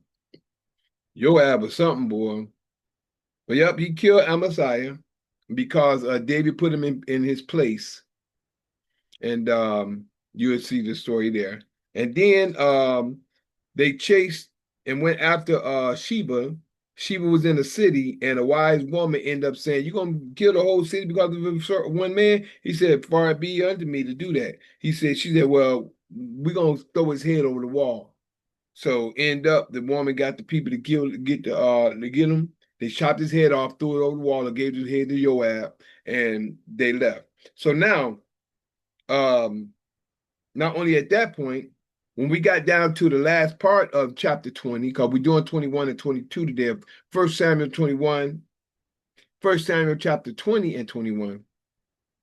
The last few verses, my brother Kaz out of the UK helped me out on breaking the system down of David, which is Israel. And I'm going to read 23 through 26 before we go into the 21st chapter. So when they talk about the officers of David, I like to say not only just the officers, but also the offices. So when me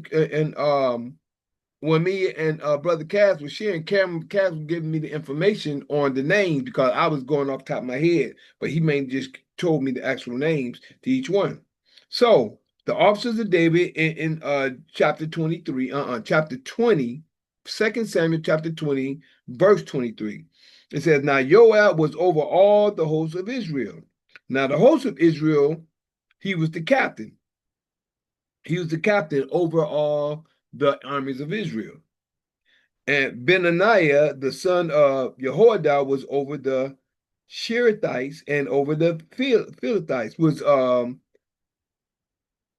You would say that you said they was bodyguards, but Sherethites, I got to really look that up and check it out. Over the Sherethites and over the Philistines.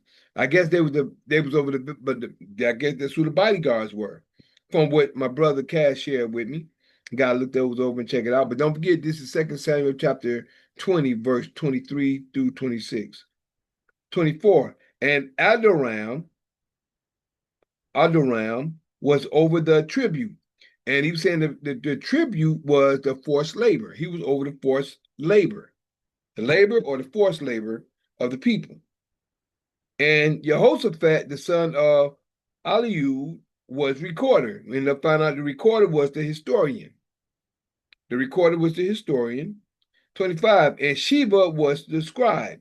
Sheba was scribe. So the scribe was the secretary. All right. Also, I don't know, for some reason I think that's backwards, but we just have to see and check it out. And Zadok and Abiathar was the priest. And we know what the priest is, the priestly office, right? And Ira, also the Yariite, was a chief ruler about David, which was the advisor, the chief ruler about, the advisor of David, giving him the advice of certain things. Excuse me.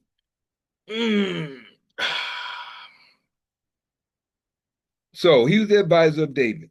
So these are the things that, and as we went into conversation, that the presidents and the rulers need in order to take care of certain situations in the kingdom. So I call this the officer, not only the officers of David, but it's also the offices of David. These are his offices. Now, chapter 21 is what we're going to go into now. The 7 sons of Saul hang. The 7 sons of Saul hang. Now, these is what we're going to go to the Gibeonites. I guess that's how you'll say it. The Gibeonites. Now, when 2 Samuel, chapter 21, verse 1. Then there was a famine in the days of David. 3 years. You see that? There was a famine in the days of David. 3 years. That's a judgment. According to Ezekiel chapter 14, verse 12 through 23. That's a judgment. 3 years. A famine in the days of David, 3 years. Year after year, and David inquired of Yah. See, and then now David inquiring. So it was a couple years went by. Wait a minute, what's going on? Now he inquiring of Yah. Remember I saying there's a cause and effect? And Yah answered, it is for Saul and for his body and for his bloody house, because he slew the Gibeonites. You see that? Now let's see what the Gibeonites are. He slew the Gibeonites. And the king called the Gibeonites and said unto them, now the Gibeonites were not of the children of Israel, but of the remnant of the Amorites. And the children of Israel had sworn unto them, and Saul sought to slay them in the zeal to the children of Israel and Judah. In his zeal, whatever he wanted to do. Saul did what he wanted. He wasn't doing what the Creator said do, even though the Creator put him in place. Now the Gibeonites were not of the children of Israel. But still, you see what the Creator punished them because of what happened, what Saul did. Now the Gibeonites were not of the children of Israel, but of the remnant of the Ammonites. They was of the remnant of the Amorites, the Amorites. And the children of Israel had sworn and the children of Israel had sworn unto them. They sworn unto them. So we got to find out these situations. And Saul sought to slay them in his zeal to the children of Israel and Judah. Wherefore David said unto the Gibeonites, what shall I do for you? And wherewith shall I make an atonement that ye may bless the inheritance of Yah? You see that? That ye may bless the inheritance of Yah. Now, remember, the Creator had told, what do you say? Told something about Saul about his house. Let me see if I can find it real quick.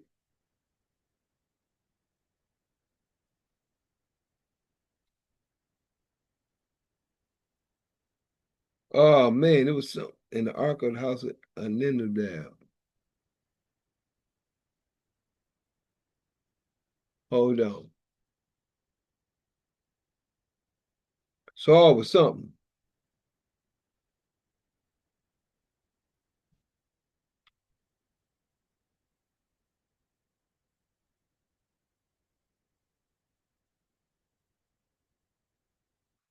Samuel judges Israel, makes son. Samuel make his sons judge. Okay, yeah, okay. This is when they said this when he created this in Samuel chapter 8, First Samuel chapter 8. It talks about what this king was going to be about. And might well just say starting in chapter 8 at verse 4. They asked for a king. Verse 9, now therefore hearken unto their voices, howbeit ye the Creator told them to hearken unto him, but he also told them what type of king they was going to get. And that was from verse 8 to 18. Nope. Verse 10 to 18. From 10 to 18.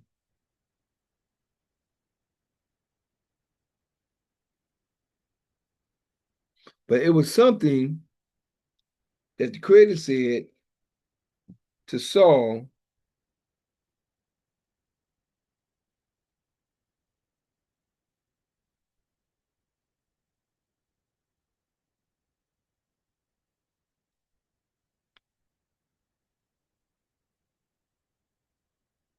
Saul used to priest office. And he tarried 7 days, and he told this Caucasian to kill the priests.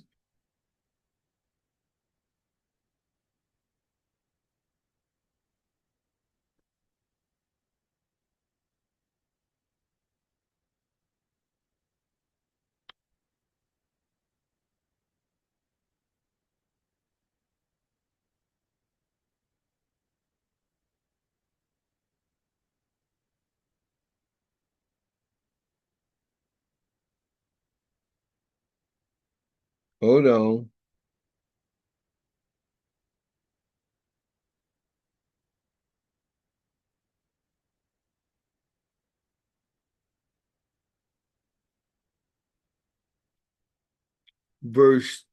Chapter 1 Samuel 15 is when he rent the kingdom from him. But I just want to it was something here.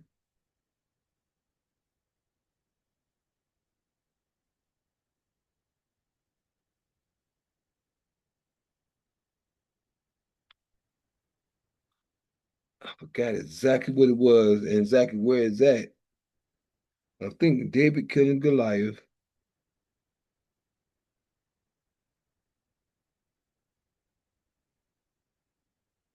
I think I'm coming up on it. Jonathan friendship for David.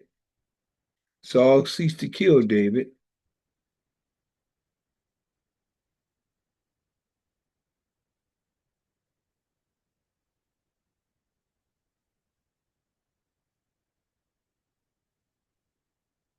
Almost.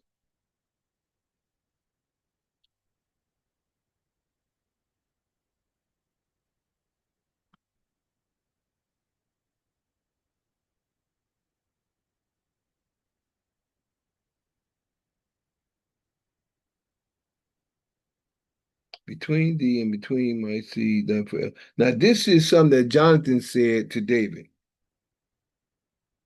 And Jonathan said, this is 1 Samuel 20 and 42, which is the last verse. It said, and Jonathan said to David, go in peace, for as much as we have sworn both of us in the name of Yah, saying, Yah be between me and thee, and between my seed and thy seed forever.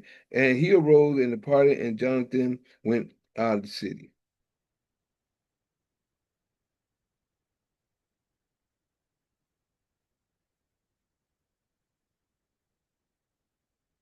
But I'm looking where the Creator said something against Saul.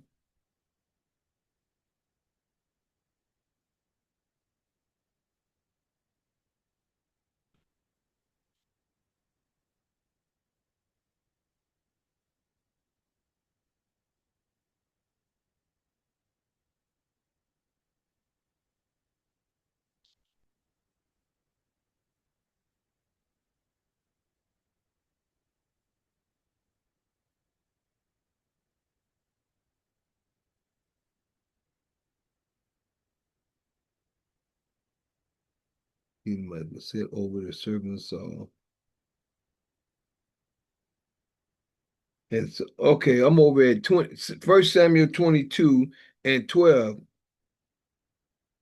And Saul said, here in 12, Saul said, hear now, thou son of Athiob. And he answered, here am I, my lord. And Saul said unto him, why have ye conspired against me, thou and the sons of Jesse, in that thou hast given him bread and a sword, and has inquired of Yah of him for him, that he should rise against me and lie in wait as at this day?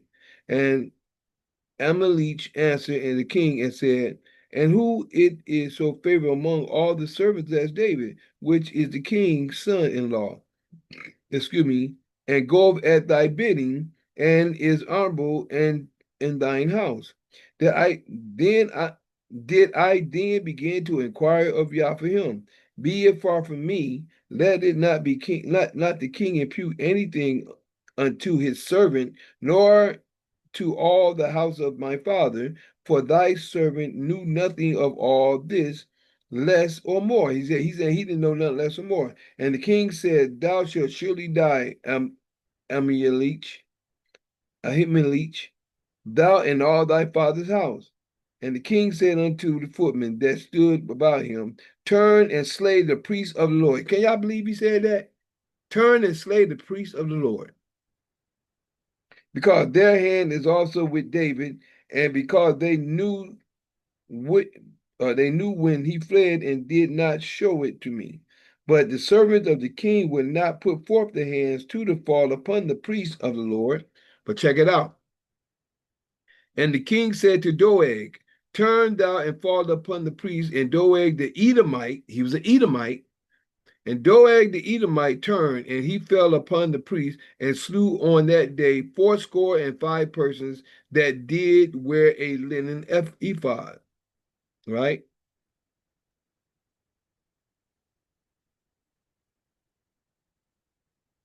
But that wasn't because there's another point where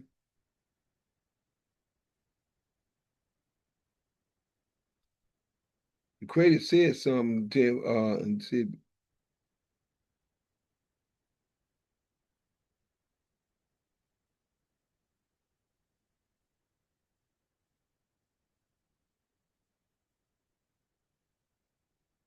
he made a promise to him. He said something like a curse or something. I forgot. David spared Saul's life.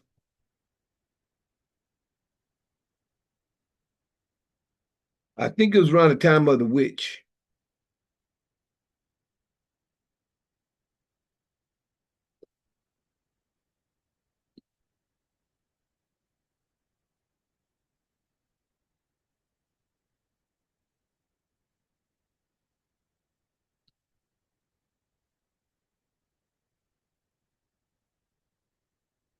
Okay, here go another point where Saul said. Saul acknowledged his error in verse 1 Samuel 24.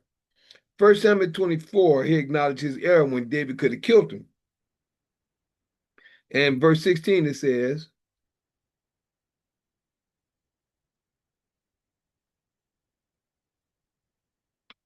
16 said, and it came to pass when David had made an end of speaking these words unto Saul that Saul said, it is thy voice. Say, is this thy voice, my son David?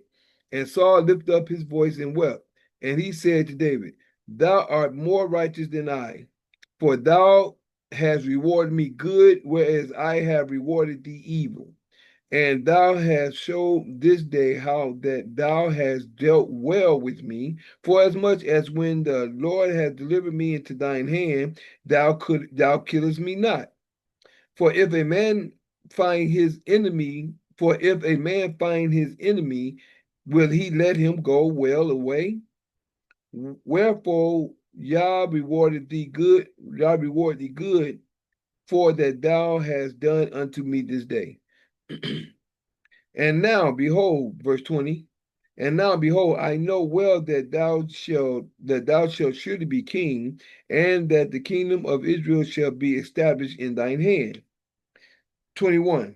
Swear now, therefore, unto me by Yah, that thou wilt not cut off my seed after me, and that thou wilt not destroy my name out of my father's house. And David swore unto Saul, and Saul went home, and David and his men got them up into the hold. And then I'm trying to get down now. We're going to the point where I think there was a prophecy against him for this point that's coming up in 21 of second Samuel. I'm trying to get to this point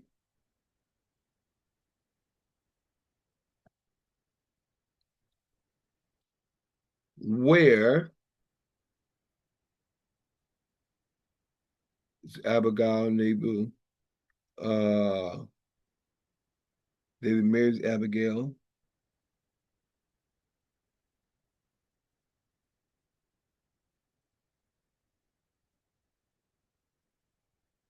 David pleads with Saul again.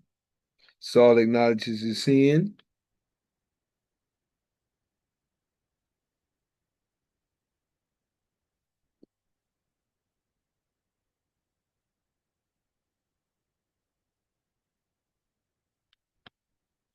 Because it was the second time that he was looking at Saul, and he could have killed Saul.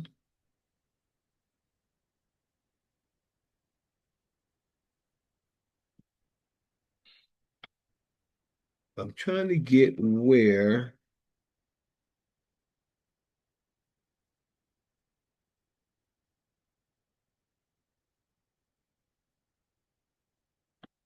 Okay. Saul is greatly distressed. And Samuel said to Saul, now this right here is 1 Samuel chapter 28. And in verse 15, it says, and Samuel said unto Saul, why hast thou disquieted me to bring me up? And Saul answered, I am sore distressed, for the Philistines make war against me, and God is departed from me, and answer me no more, neither by prophet nor by dreams. Therefore I have called thee, that thou mayest make known unto me what I shall do. Then said Samuel, wherefore then doest thou ask for me, seeing that Yah is departed from thee, and is become thine enemy? And Yah has done to him as he spake by me. For Yah has rendered the kingdom out of thine hand, and given it to thy neighbor, even to David. Because thou obeyedest not the voice of Yah, nor executed his fierce wrath upon Amalek, therefore hath Yah done this thing unto thee this day. Moreover, Yah will also deliver Israel with thee into the hand of the Philistines, and tomorrow shall thou and thy sons be with me. They're gonna die. Yah also shall deliver the host of Israel into the hand of the Philistines.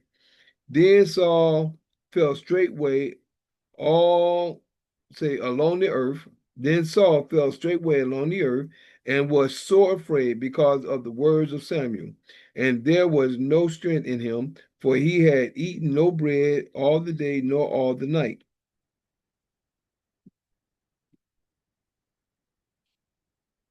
Philistine distrust David. But it's something here because of the situation that had happened. The Amalekites. Wait a minute, hold on over here where it's at. That's the Amorites. This is called the Amalekites take Ziklag.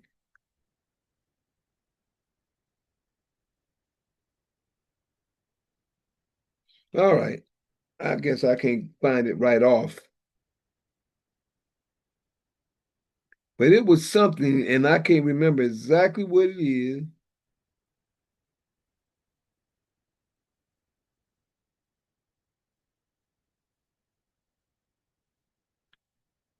Can't find it right off, but it's in my mind. So I'm just going to start it over from where I'm at. Verse chapter 21, 2 Samuel 21, it says, and there was a famine in the days of David, 3 years, year after year. And David inquired of Yah, and David inquired of Yah, and Yah answered, it is for Saul. So the correct answer is for Saul and for his bloody house, because he slew the Gibeonites. And I don't remember exactly where that's at, but I got to find it. And the king called the Gibeonites and said unto them, now the Gibeonites were not of the children of Israel, but of the remnant of the Amorites. And the children of Israel had sworn unto them, and the children of Israel had sworn unto them. And Saul sought to slay them in his zeal to the children of Israel and Judah. 3. Wherefore David said unto the Gibeonites, what shall I do for you? And wherewith shall I make an atonement that ye shall bless all the inheritance of Yah? And the Gibeonites said unto him, we will have no silver nor gold for Saul, of Saul, nor his bone, nor his house, of Saul, nor of his house. Neither for us shall thou kill any man in Israel. You see that? And he said, what ye shall say, and he said, what ye shall say that I will do for you. That's what David said. And they answered the king, the man that consumeth us, and that divides against us, that we should be destroyed from remaining in any of the coasts of Israel.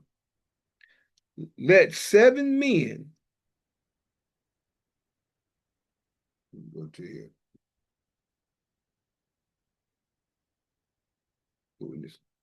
This is them speaking.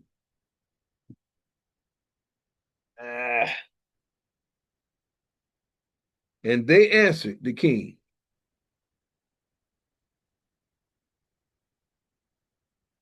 And they answered the king that divides that we should be destroyed from remaining in any of the coast of Israel. Let 7 men of his sons be delivered unto us, and we will hang them up unto Yah in Gibeah of Saul, whom Yah did choose. And the king said, I will give them. Now, you know what some people would probably do?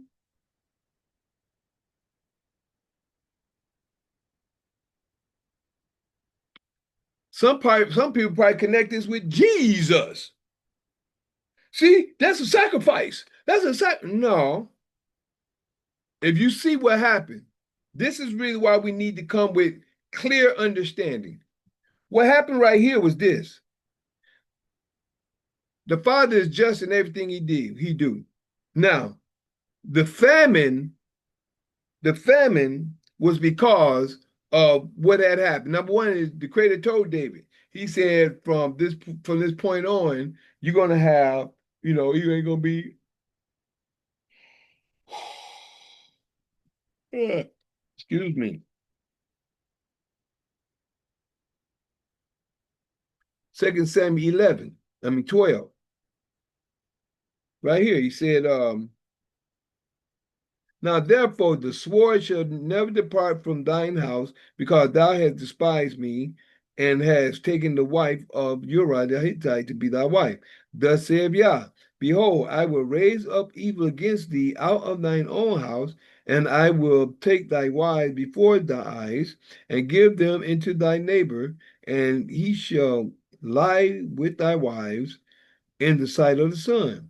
For thou did it secretly, but I will do this thing before all Israel and before the sun. Then it goes say, and David said unto Nathan, I have sinned against Yah. He repented right then and there.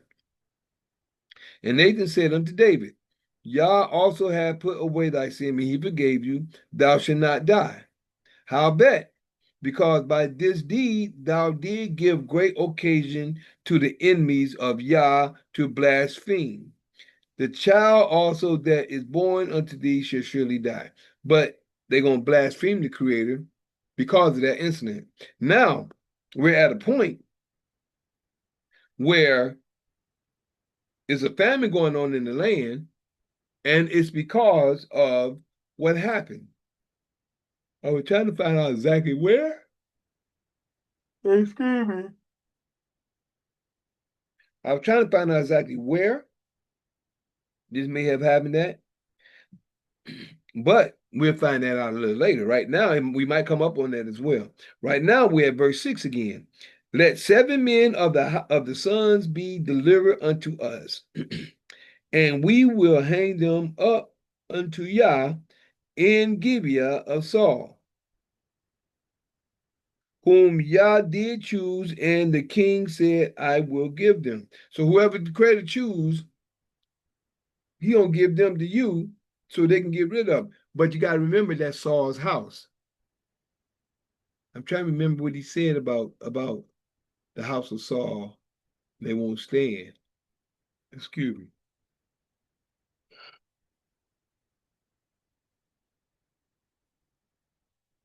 But some people would use this as sacrifice, but it wasn't a sacrifice. This was a purpose. But the king spared Mephibosheth. That there is the one that was lame. Mephibosheth, that's the one that was lame. I think that was Jonathan's son. He said, but the king spared Mephibosheth, the son of Jonathan. Yeah, Jonathan's son.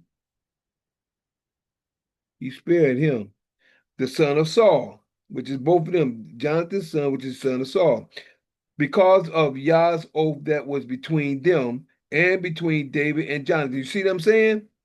Remember, I just got through reading David and Jonathan's not too long, a few months ago. Because of the Lord's oath that was between them, David and Jonathan, the son of Saul. But the king took the 2 sons of Rizpah, the daughter of Aiah, whom she bare unto Saul. She bare unto Saul. Armani, I think that's what it is. Armani and Mephibosheth, and the 5 sons of Makar. So we had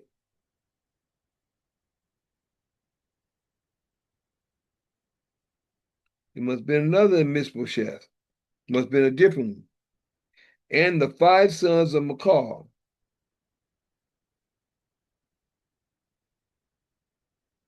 daughter of Saul, whom she brought up for Adriel, the son of Brasilia,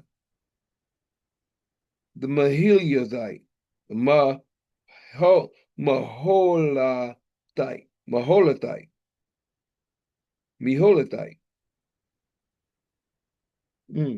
And he delivered them into the hand of the Gibeonites. So now let's look at this. But David spared Mephibosheth, the son of Jonathan, the son of Saul, because of Yah's oath that was between them, because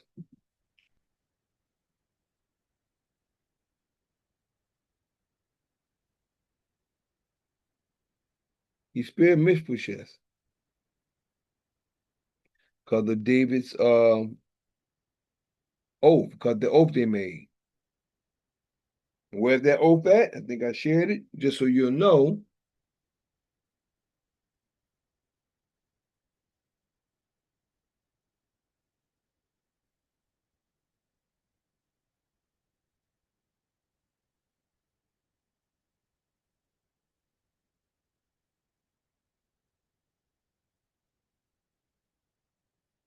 This one Saul said to David here in 1 Samuel 24. And now, behold, I know well that thou shalt surely be king, and that the kingdom of Israel shall be established in thine hand. Then he said, swear now therefore unto me by Yah that thou wilt not cut off my seed after me, and that thou wilt not destroy my name out of thy father's house. That's why Saul is still known today, because of that, out of my father's house. And David swore unto Saul. That's why Saul is still known today. Compared to in Egypt, they try to get rid of our name. There was no Israelites in Egypt. They try to erase it all together. Now, over here,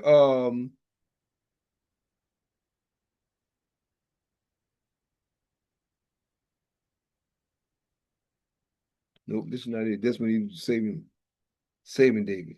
Hold on. It's a promise.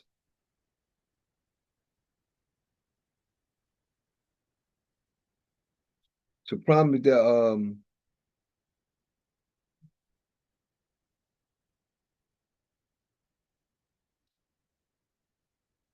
I thought I just read. I did just read it. And Jonathan said unto David, go in peace, for as much as we have sworn both of us in the name of Yah, between me and thee, and between my seed and thy seed forever. And he arose and departed. See, this right here, another point. You can go ahead and mark it. But they did swear, but that's not where they swore at. But Jonathan told him, I know you're gonna be king. But this is another point. I make sure I'm gonna hold this one.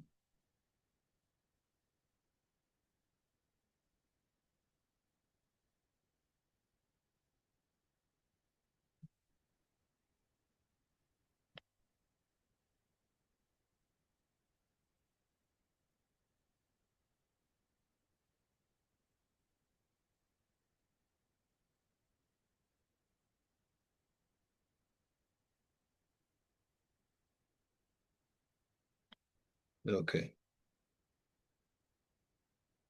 I guess and David saw sent messengers. David fled from nope. That might have been that's not it, but and Jonathan said to David, go in peace, for as much as we have sworn both of us in the name of Yah, saying, Yah be between me and thee, and between my seed and thy seed. I think this is it.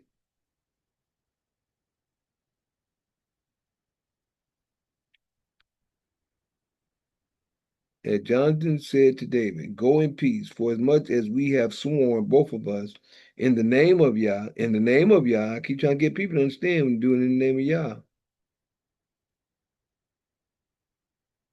saying, Yah be between me and thee, and between my seed and thy seed forever.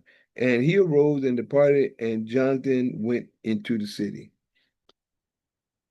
Okay, I'm sorry about that. All right, so there we go. That's when Jonathan had spoke.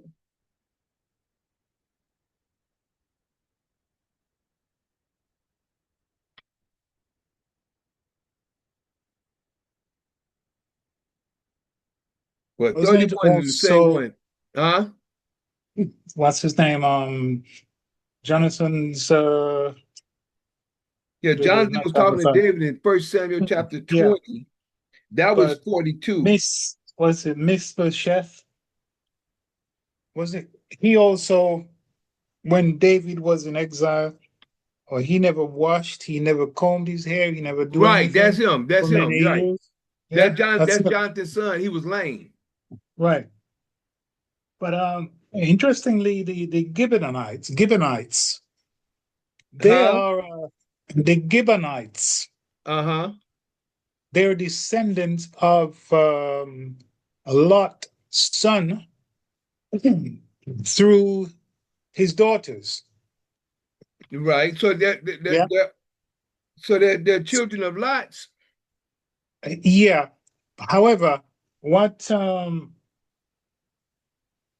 they came somewhere along the way that the Ammonites, one of them help out the children of Israel somewhere along the way, I forgot. But as Saul killed their men, that's why they wanted to return the Right. vengeance. Where did you get what Saul killed their men at? That's what I was looking for. Hmm. That's in it's in 21 there, isn't it? Yeah, I know it's in 21. It says, and the king called to the Gibeonites and said unto them, now the Gibeonites were not of the children They of were not Israel, but of the right. children, huh? Yeah, they were children of There was of the remnant of the Amorites. And the children of yes, right. Israel had sworn unto them, and the children of Israel had sworn unto them. And Saul sought to slay them in his zeal to the children of children of Israel and Judah. But I Yeah, was but there's looking a to wrong understand why he did it, because I knew it was a there reason was a why. wrong zeal he had there. So he basically gone against what was promised. So they then wanted vengeance, revenge, basically. And it's kind of interesting about the Moors today. The Moors are from that lineage, and as Hendo keep telling them that they need to get themselves sorted out because they're talking about having sovereignty from a king of Morocco, which is nonsense. They said Uh-huh. you need to fix up, or else you're gonna find yourself being destroyed. So he's spending a lot of time talking to them to, as David preserving their lineage there. So he wants to help to preserve these guys, but they're so adamant. You see, because Noble Jew Ali said they should read the book, but their understanding is that it's the Holy Quran. But they're talking about this here book. There you go. That's right. You understand? But they overlooking it and going to the seventh circle. So, I mean, I was there. I was looking for hope, belonging to somewhere, someone, something. But somehow it just did not sit right with me over the years. So I had to leave. I And understand. here we are today. I'm getting Guess more what? understanding. Hmm. Guess what? I found it. Hmm. Check this out. A verse. Joshua chapter 9. All right. Joshua chapter 9. Check Oh, this out. The yes, deceit yes, of yes, the yes, yes, yes, Gibeonites. yes, yes, yes, yes. That's right. You Strange got enough, me? I got. Oh Lord. Joshua chapter 9 said the deceit of the Gibeonites. It says, and it came to pass. This is to go with what we're studying. This is how we study, everybody. So this is how we come to understand the laws, the stories, and the history of our ancestry. It says, Hmm. Joshua chapter 9, it says, verse 1. And it came to pass when all the kings which were on this side Jordan, in the hills and in the valleys, and in all the coasts of the great sea over against Lebanon, the Hittites and the Amorites, the Canaanites, the Perizzites, the Hivites, and the Jebusites heard thereof, that they gathered themselves together to fight with Yahshua There you Yeshua go. and with Israel with one accord. Verse There you 3. go. And when the inhabitants of Gibeon heard what Joshua had done unto Jericho and unto Ai,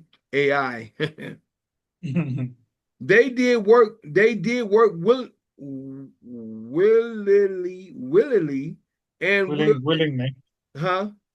Willingly. Yeah, Yeah. willing. I got Willy. Yeah. Same thing. Exactly. So it says, they did work willingly, and went and made as if they had been ambassadors, and took old sacks upon their asses, and wine bottles, old and rent and bound up. Sorry, Greetings, Joanne. I Glad you missed the can make it. verse. Sorry, I missed the verse. What verse is that now? That's where we're at Joshua chapter 9, verse 4. Four. Verse 4. We're at 4:9 said, and they did work willingly, and went and made as if they had been ambassadors, and took old sacks upon their asses, and wine bottles old and rent and bound up. 5. Sorry to cut. The oh my goodness me. That word is actually in modern time is shrewdly. Shrewdly, that's what it actually means. Willingly Yeah, shrewdly. did work shrewdly.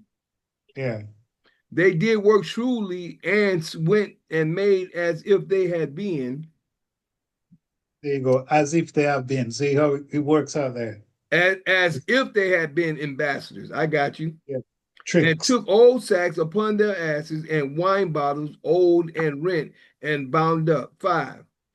And old shoes, and clouded up their feet, and old garments upon them, and all the bread of their provisions were dry and moldy. Dang.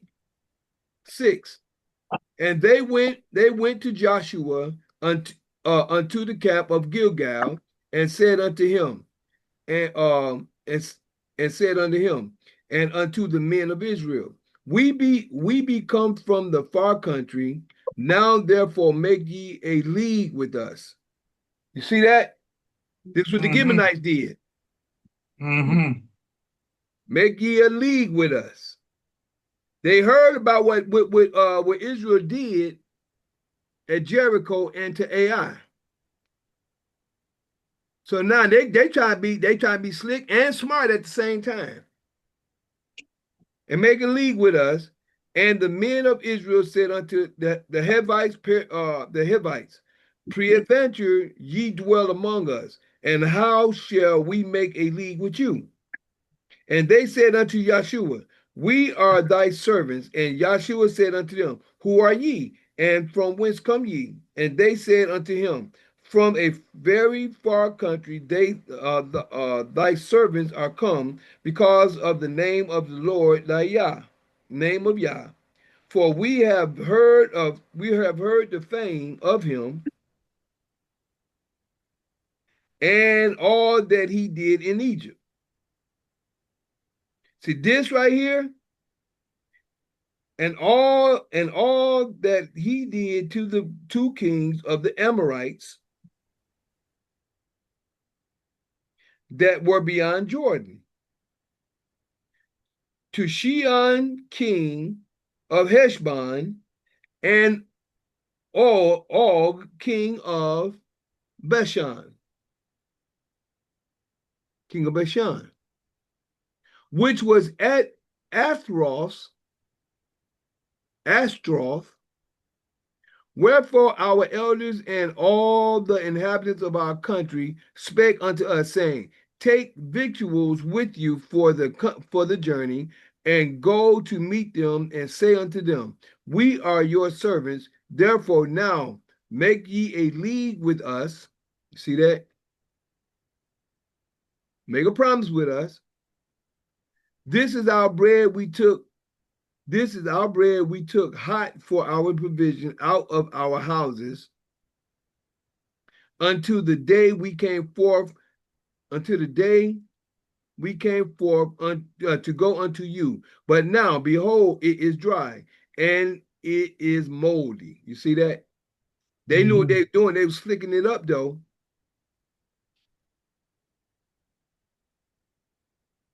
Number 4, that's verse 4. What they did, 4 and 5. Verse 13. And these bottles of wine which we filled were new, and behold, they be rent. And these our garments and our shoes are become old by reason of the very long journey. And the men took of their victuals and asked not counsel at the mouth of Yah. They took of their victuals and asked not counsel at the mouth of Yah. All right. 15. And Joshua made peace with them and made a league with them, okay, to let them live. And the prince of the congregation swear unto them. And that's what happened. He swore. And the prince of the congregation, which was Joshua. The prince, they said, in modern time here, they call them the chieftains. The who? The chieftains. The chieftains? Yeah, like a chief, you know. The ones who in charge. Yeah. And it came to pass at the end of 3 days after they had made a league with them, that they heard that they were their neighbors and that they dwelt among them. That's 16. All right. The Gibeonites. Okay, that's 2 Samuel 12. And this is Joshua chapter 9. This is how we connect the dots.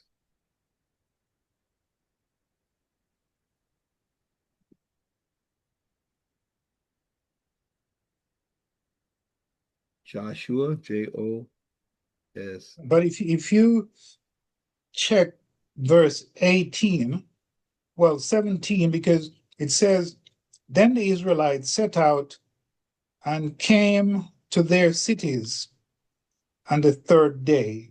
Hold on. Wait a minute. This is still in Joshua 9? Yeah. Okay. It says, I start back at 16.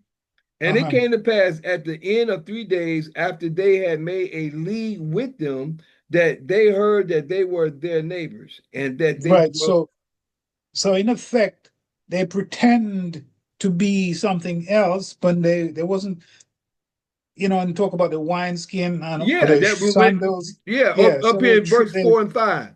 They did work willingly and went willingly. Like, would you say willingly was? Shrewdly. They're basically tricksters, really. Right, exactly. Again, you know, it's kind of like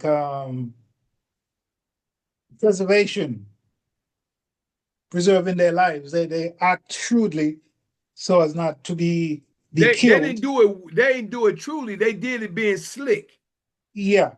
But after they found out, John in 17 and 18. Let me go ahead and read it on down. Then read on down.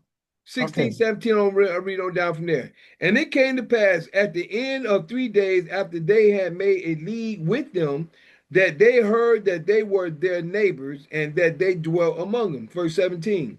And the children of Israel journeyed and came into their cities on the 3rd day. Now their cities were Gibeon and Shiphrah and Beeroth and Kiriath Yarim. That's what I'm saying. That's what I can say. 18. And the children of Israel smote them not. They didn't kill them. Gibeon is who we looking at right now.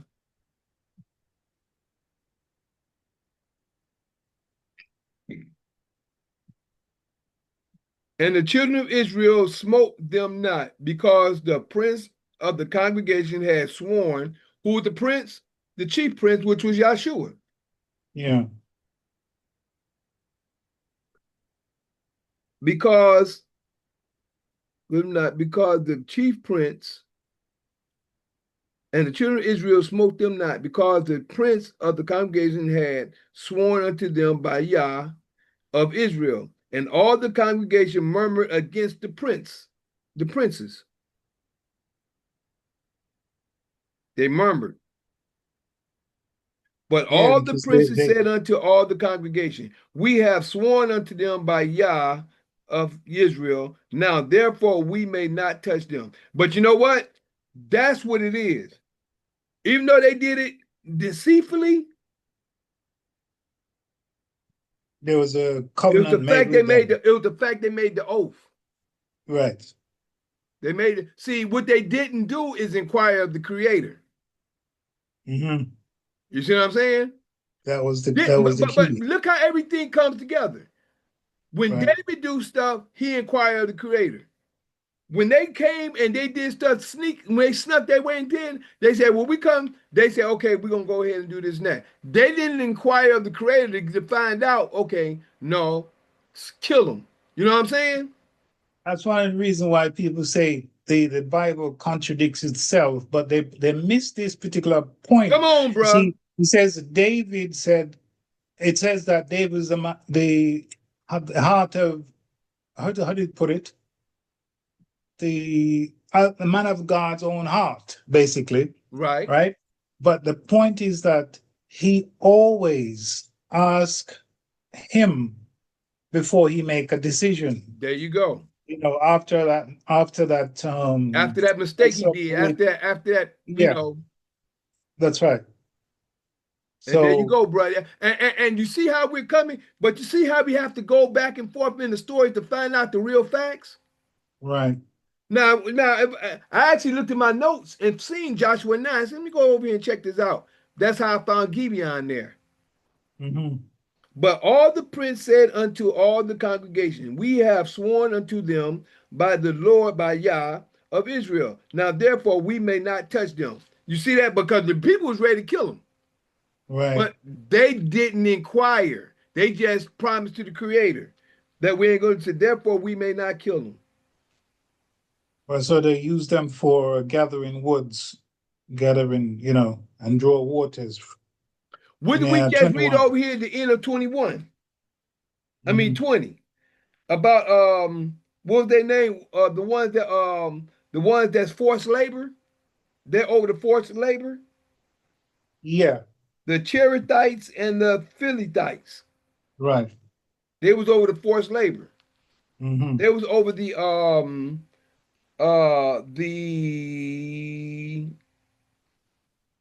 over the Philistines, and the ram was over the tribute. The tribute. There you go. Adoram was over the tribute. That's the forced labor. Yeah. That's why it's good to study and go over the scriptures. Now, therefore, we may not touch them. Verse 20. This we will do to them. We will even let them live, lest wrath be upon us. You see that? Mm-hmm. Can't go against your word.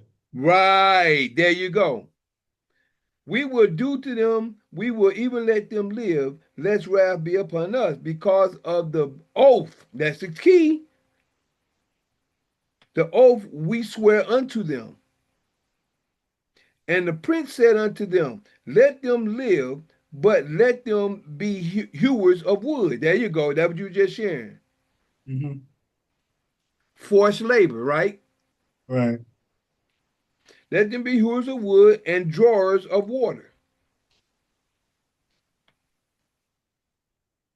unto all the congregation. See that? So he's 22 now. Posing the question to them. Yeah. At the prince and promised them. So as the prince had promised them. And Joshua called for them, and he spake unto them, saying, wherefore have ye beguiled us? Oh, you see that? Yeah, yeah. Now the Creator let them know, wherefore have ye beguiled us, saying, we are very far from you when ye dwell among us. He caught him out. You see that? You caught him. Mm-hmm. And Joshua called for them and spake unto them, saying, Wherefore have ye Whoa. beguiled us, saying, we are Whoa. very far from you when ye dwell among us. Now therefore ye are cursed, okay, Yeah. and there shall Wow. none of you be free from being bondmen. You see that? Right. So in this here version, it says, from now on, you are cursed and you will always occupy a slave's position There you as go. gatherer of woods and drawers of water for the house of my God. And you know what? That goes until today. Yeah. When we come back in power, those people still gonna have to do those things for us once we get in charge. You see that? Mhm. This is why we need to know the scriptures. And 24 says, and they answered Joshua and said, because it was certainly told thy servants how that Yah thy father commanded his servant Moses to give you all the land and to destroy all the inhabitants of the land from before you. Therefore we were so afraid of our lives because of you and have done this thing. And now, behold, we are in thine hand, as it seemeth good and right unto thee to do unto us. Do and so did he unto them, and delivered them out of the hand of the children of Israel, that they slew them not. And Joshua made them that day hewers of wood and drawers of water for the congregation and for the altar of Yah, even unto this day, in the place which he should choose. This whole chapter is concerning what we're reading right now. Not totally, but you know what I'm saying? It's concerning what they're supposed to do for us. But this is another. Now you see how it says here a little and there a little when it comes to the scriptures? When it Mhm. says here a little and there a little, that means that certain things are in certain places. You have to go and find the information to be there. Now Right. we understand why verse 2 says, and the king called to the Gibeonites. Well, actually, from verse 1, chapter 21, verse 1. Then there was a famine in the days of David 3 years after year after year. And David inquired of Yah, and Yah answered, it is for Saul and for his bloody house, because he slew the Gibeonites. Even though that they swore unto them, Right. they still swore unto them what they weren't going to do to him. But Saul, he's supposed to knew. He knew. They all knew the Exactly. history. He's a king, just like you got Trump is a president, so There you you should know go. certain thing. You get advice, so you have to know how to handle the advice. That's right. That's right. So he knew, but he still did it. He said, and the king called the Gibeonites and said unto them, now the Gibeonites were not of the children of Israel, but of the remnant of the Amorites. And the children of Israel, this is chapter 9.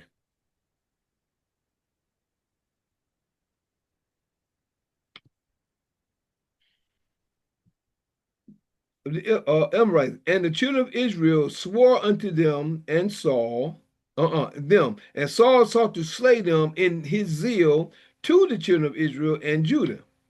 Wherefore David said unto the Gibeonites, what shall I do for you? And wherewith shall I make the atonement, that ye may bless the inheritance of Yah?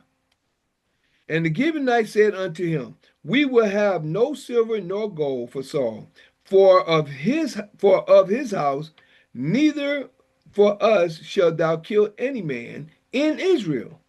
And he said, what ye shall say that I will do for you. And they answered the king, the man that consumed us and that devised against us, that we should be destroyed from remaining in any of the coasts of Israel. Let 7 men of his sons be delivered unto us, and we will hang them up unto the Lord in Gibeah of Saul, whom Yah did choose. And the king said, I will give them. Now, as I was saying before we even got to all this, which I'm glad we did break this down, this was for a reason. It was an oath. You see that? It was an oath made. So the creator is saying this happened because, oh, if people didn't read this, they would say, see, that right there don't show that the creator, he wants a sacrifice. Mhm. But we just did the research, didn't we, bruh? Yeah. Am I right or wrong? Yeah. Yeah. Yeah. Mm. We just did the research to show that what they did, that sacrifice in the New Testament is a lie. Okay, where we at now? And he said, I will give them. I think yeah, that's where I'm at. I would do for you. And they answered the king, the man that consumed us and that divides against us, that we should be destroyed from remaining against right. That's 7. Okay, I just read that. Verse 7. But the king spared Mephibosheth, the son of Jonathan, the son of Saul, because of Yah's oath and that was made between them, between David and Jonathan, the son of Saul, which I just read when he said about me and my sons, but I know you're gonna be king, and I don't think I read that exactly.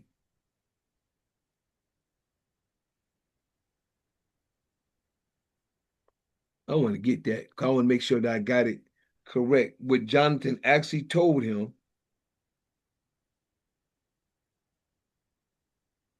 I want to make sure I read that point.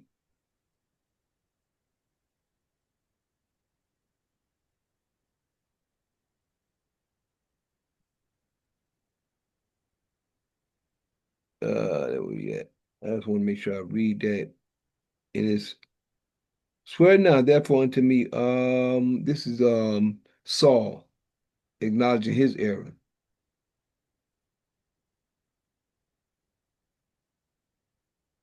He I was swore unto looking at a Saul. commentary here. It says the Gibeonites demand for blood vengeance Right. of Saul's 7 sons was met bringing rain and fertility back to the land, a form of justice for the dead. Right, exactly.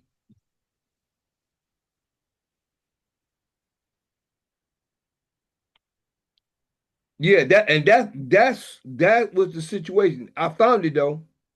I Mhm. found the oath. Here we go. It's in 1 Samuel 23 and 16, 17, and 18. I'll make sure I mark it off this time for just to have it. It says, and Jonathan Saul's son arose and went to David into the wood and strengthened his hand in Yah. And he said unto him, fear not, for the hand of Saul my father shall not find thee, and thou shalt be king over Israel, and I shall be next unto thee. And that also Saul my father knoweth, and also that also Saul my father knoweth. And they two made a covenant before Yah, and David abode in the wood, and Jonathan went to his house. They made that covenant.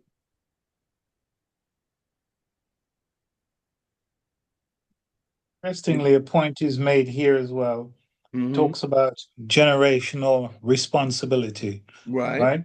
And it says David, as king, must deal with the sins of the previous generation, illustrating that national sins have lasting consequences and God holds leaders accountable. Where you find that at, bro? Um, it's just doing some research on the computer. But you're right. Yeah, Because, because until we turn, that's why we always hear about generational curses. right. Until we turn from the sin, that's why I try to get people to understand Ezekiel chapter 18. That same thing you just read is in Ezekiel chapter 18. The father shall not be might well say he should not have the faults of the son, and son shall have the faults of the father. Everybody gonna die Mhm. for their own sin. But the key is if you're in sin, that's what you're gonna die in. You have to turn Right. from those sins. So that's the Turn reason away. why. Read what you just read again, bro. Right. So it talks about generational responsibility. There you go.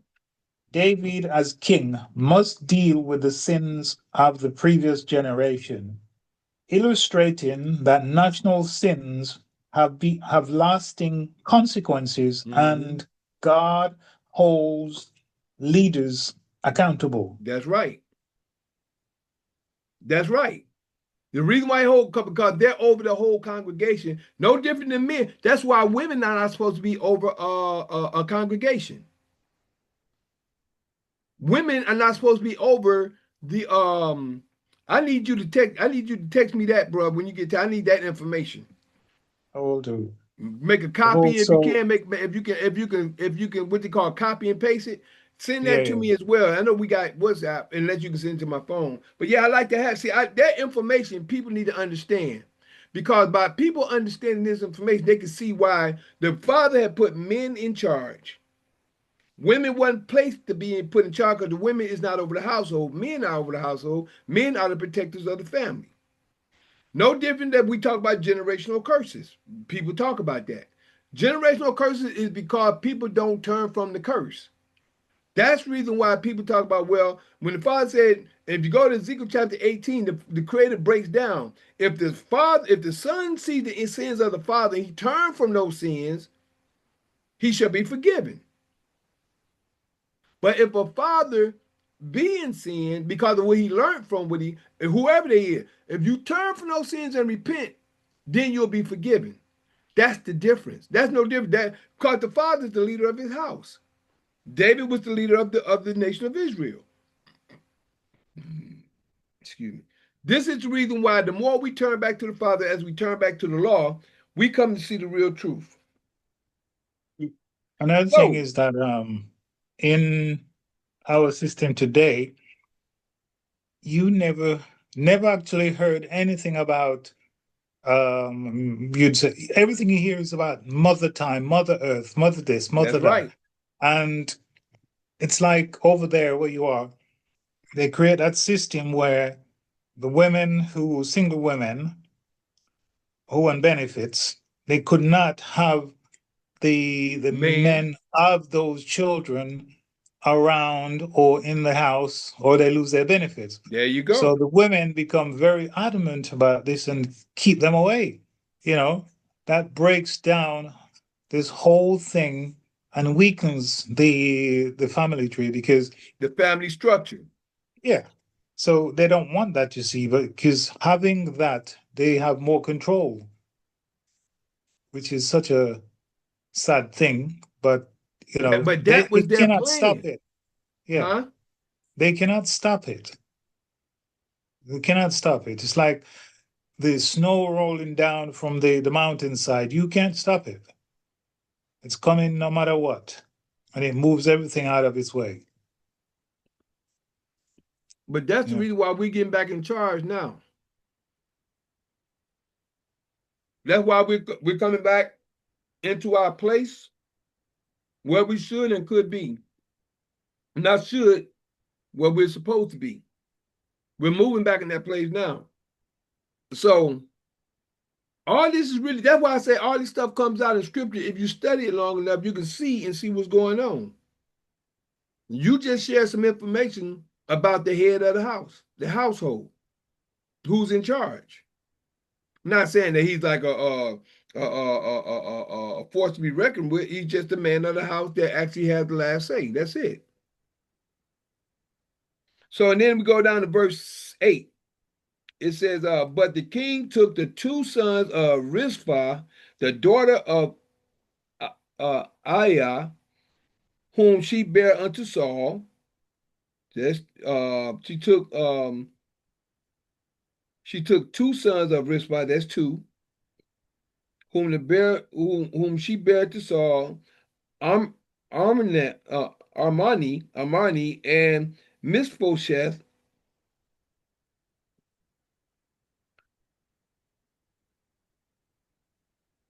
She bare to Saul, Armani, and Mishbosheth.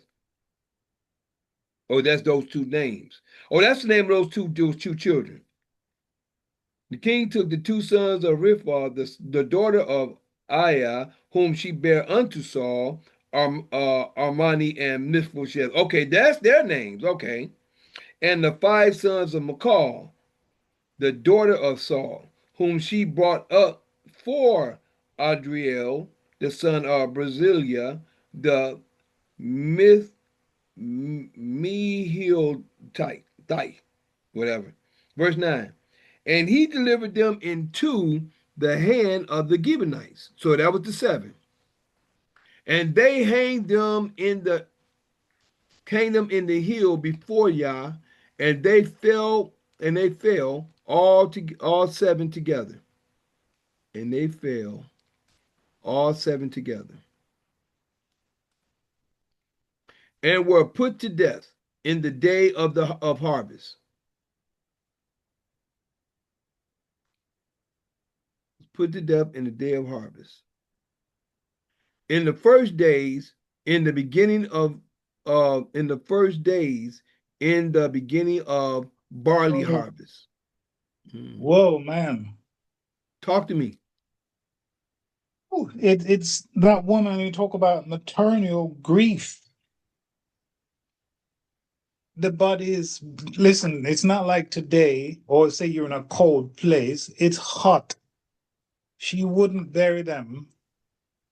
She had them and she there and moaned them. I have a little clip that I pick up. It says, so this lady, what's her name now? She guard her executed sons' bodies for months. Who is this? Rizpah. Okay, Rizpah. What happened now? She guard the bodies for months. She wouldn't let the birds get to them. So it goes on to say a very powerful act of maternal grief and devotion, prompting David to give them a proper burial, bringing final rest. Mm. Wow, that is something. And where you read that at? Um, Again, I'm doing it on Google. That's good. God, I'm ready to I'll read send. down now. I'll Huh? yeah yeah because we were coming to that verse actually. Yeah, verse 10 and 11. Verse 10. And Rizpah, the daughter of Aiah, took sackcloth and spread it for her upon the rock. From from the beginning of harvest till from the beginning of harvest, let me get that. From the beginning of harvest until water drop upon them out of heaven.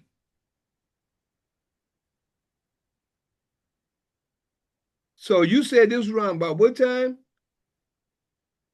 It says for months. Yeah, because No, it said from the beginning of harvest. That right. means when you start to go out to into in gathering. You know, harvest is when you're in Mhm. gathering food, right? From the beginning of harvest until water drop upon them out of heaven. So that sounds like until spring. Right. And suffered neither the birds of the air to rest on them by day, nor the beasts of the field by night. Mm-mm-mm. So mean to tell me they stood out there hanging on them gallows for all that time? And it was told David what Rizpah, the daughter of Achiah, the concubine of Saul, had done.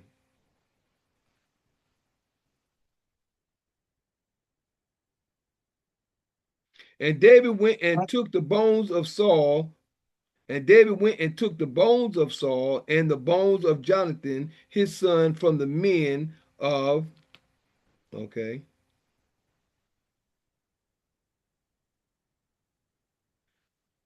from the men of Jebeth Gilead, which had stolen them from the street of Bethshan, where the Philistines had hanged them.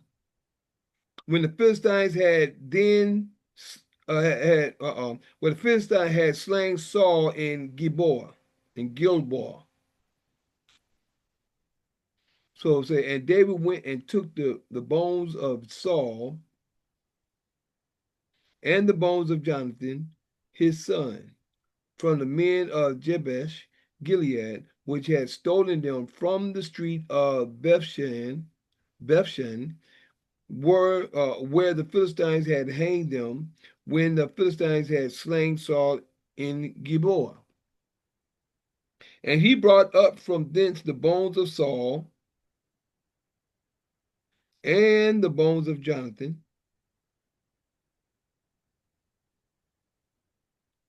his son, and they gathered the bones of them that were hanged, and gathered them that was hanged, and the bones of Saul and Jonathan and his son, and the bones of Saul, and Jonathan his son, buried they in the country of Benjamin, in Zelah, the sepulchre of Kish.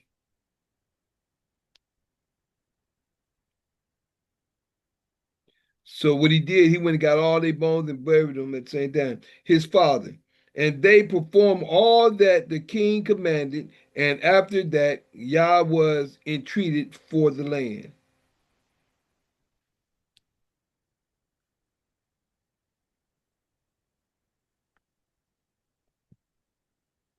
Abishai rescues David from the giant. Okay. Period of time for that mourning was 5 months, apparently. 5 months. Like I said, it sounds like it was from the it was like from harvest, like maybe the end of the fall, the beginning of fall, the end of fall to like spring. Mm-hmm. 5 months. Dang, they been just think about them hanging out there 5 months. The smell, man. Yeah. And she wouldn't let nothing. And so David heard about it. He said, let me go. Now, Saul and Jonathan was dead long before that. Right.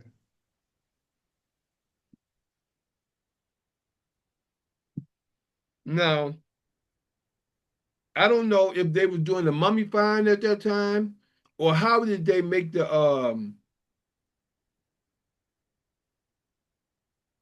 bodies last. Well, 7 it's of them, they just obviously hung them and just left them out there.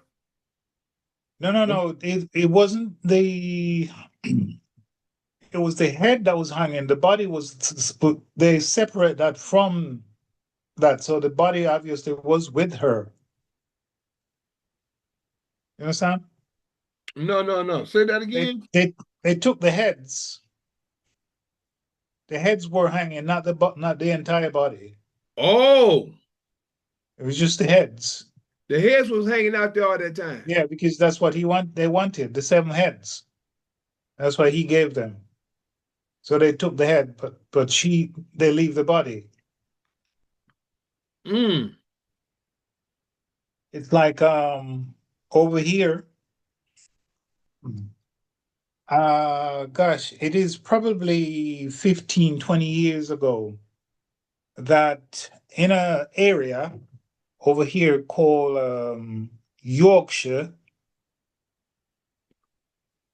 which it's been named after the Moors. It's called the Yorkshire Moors.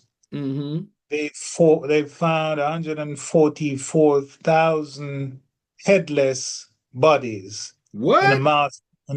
mass grave. What it is, you see, to destroy everything, to hide everything, they take the head away, so you won't be able to identify. Like Mm. when you see a lot of these statues, they break the nose off Right. and break up the lips, so you won't know who it is. But after they did the DNA, they realized that there were melanated people. They was melanated. Yeah. I mean, they're huge, huge, huge men. I mean, it's just like down here, the British Museum, they have the head of this man who was a general What do you pronounce it? Septus? Yeah, Septu. Hmm? Yeah, Septuous. Septuous. Uh-huh. But the way if you're walking there and you don't look good or you don't know the history, you would think it was a white guy. Yeah. The shade they give him and the nose they give him and that kind of stuff, Mm-hmm. you know. But then he came out last year, and even the reporters, it says, "My goodness me," he says, "I never knew all this."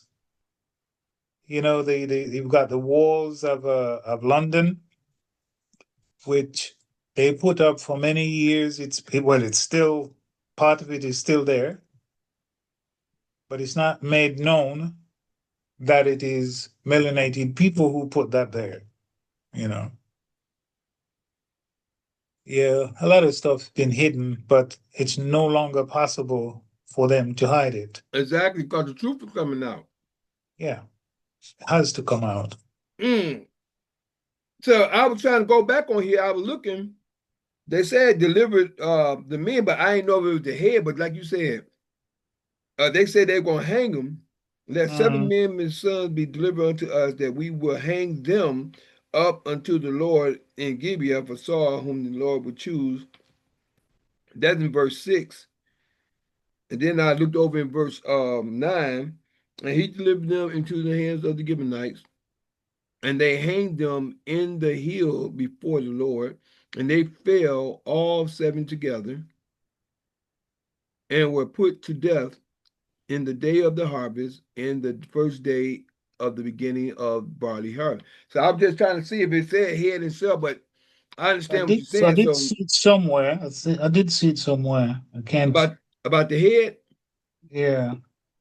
and Rizpah, the daughter of Aiah, took sackcloth and spread it up and spread it and spread it upon the rocks, for her upon the rocks, from the beginning of harvest until the water dropped upon them out of heaven, and suffered neither the birds of the air to rest on them by day, nor the beasts of the field by night. And it was told David that Rizpah, the daughter of Akah, the concubine of Saul, had done.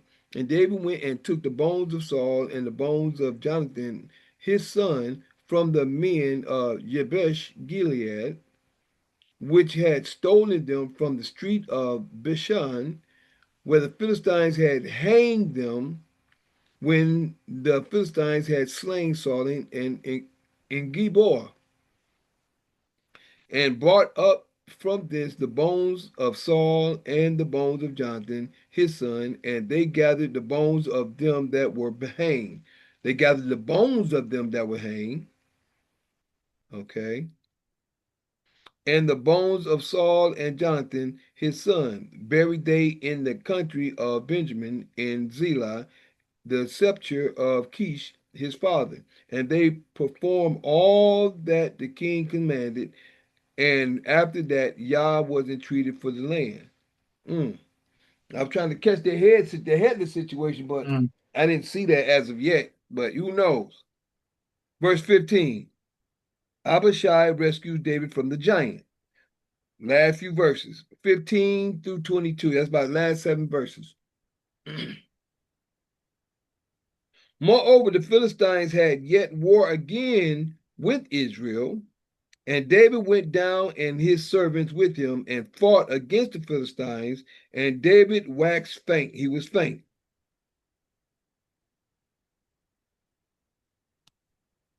with the Philistines. And Ishbi Benob, Ishbi Benob, which was of the sons of the giant, okay, of the sons of the giant. What giant? We might be talking about which column? The weight of whose spear weighed 300 shekels of brass in weight, he being girded with a new sword, though thought to have slain David. Thought to have slain David.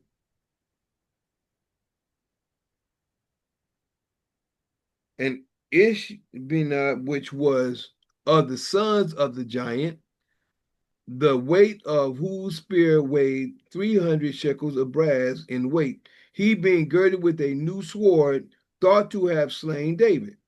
17. But Abishai, the son of Zeruiah, secured him and smote the Philistine. He secured him and smote him. That sounds like Goliath's son. The sons of the giant, one of the sons of the giant, and killed him. Then the men of David swear unto him, saying, Thou shalt go no more out with us. Then, then the men of David swear unto him. David got old. David was older now. Now he weak. He's older. He being girded with a new sword, thought to have slain David. He thought he was going to slay David, but Abishai, the son of Zeruiah, secured him and smote the Philistine and killed him. Then the men of David swear unto him, saying, Thou shalt go no more out with us to battle, that thou quench not the light of Israel. That means you don't want him to die. You ain't coming out to battle with us no more. Put a hold on that. Retraction. It wasn't. It was the entire body. What's that? On what's that? On what part? I said it was the entire body. It wasn't just the heads. So they was hanging. The whole body was hanging for 7 months. Yeah. Yeah. I'm glad you do your research, bro. I appreciate you doing months. your research, huh? 5 months. Yeah. 5 months. The whole body. It wasn't the head. That's why I said I'm looking. I didn't see. I see where it said the body, but I didn't see the head. I was looking. It does mention somewhere along the way they do that he wanted the heads of but head could be like the entire group, you know? Interesting. So they just mainly wanted the heads of, mainly just saying they wanted the heads of they're not a literal head, but they want 7 bodies. Yes. It's like you would say, I want your head. I'm gonna have your head, you know, that kind of stuff. I got you. I appreciate that, bro. And you know what? I thank you for being here and let's go over these scriptures together. You know what I'm saying? Yeah. And we can always come back to this information for understanding. But right here, this shows the last time David went to war. Oh, yeah. This verse 17, it said, But Abishai, the son of Zeruiah, secured him and smote the Philistine and killed him. Then the men of David swore unto him, saying, Thou shalt go no more out with us to battle, that thou quench out not the light of Israel.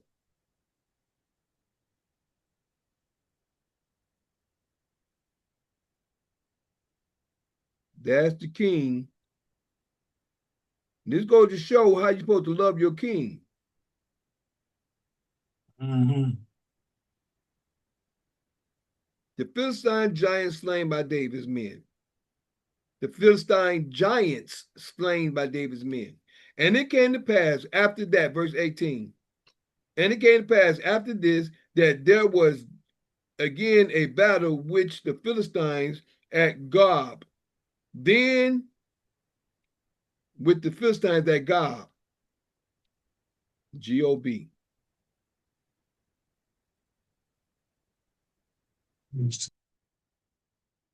Then Sibbecai, the Hushathite, slew Saph, S-A-P-H, slew Saph, which was of the sons of the giant, And there was again a battle in Gob with the Philistines, where Elhanan, Elhanan, Elhanan, the son of Wargam, Ya'arigaim. I can't say these names. A Bethlehemite, slew the brother of Goliath, the Gittite. The staff of whose spear was like a weaver's beam. And there was yet a battle in Gath, where was a man of great stature that had on every hand 6 fingers, and every foot 6 toes.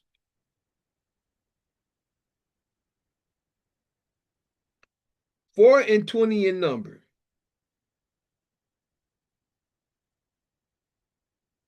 And he also was born to the giant. And when he defiled Israel, Jonathan, the son of Shemiah, the brother of David, slew him. That's David's brother. These 4 were born to the giant in Gath. These 4 were born to the giant in Gath and fell by the hand of David and by the hand of his servants.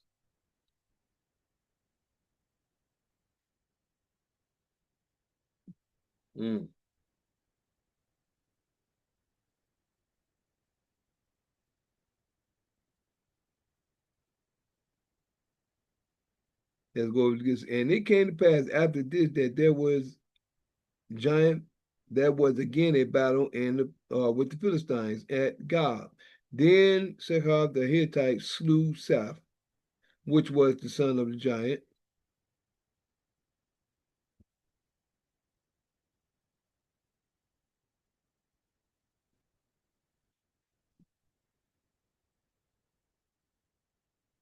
Slew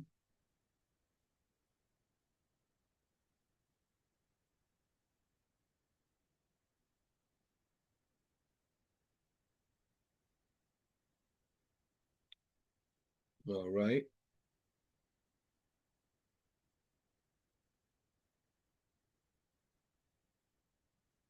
And there was again a battle in Gob, with the Philistines, where Eliam, the son of Jeroboam, a Bethlehemite, slew the brother.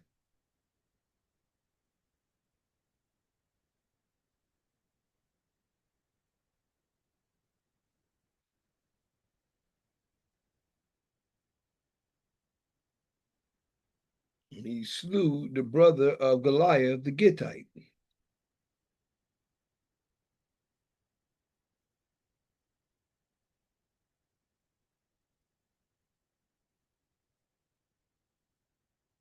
Staff was like a weaver's beam. And there was yet a battle in Gath, where was a man of great stature that did have on every hand 6 fingers and on every foot 6 toes, 4 and 20 number, and he also was born to the giant.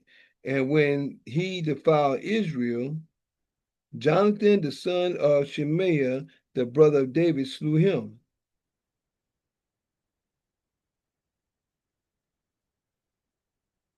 These 4 were born to the giant in Gath and fell by the hand of David.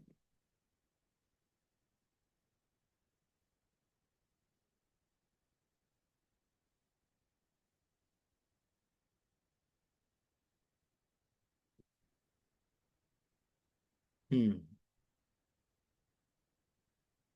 we go.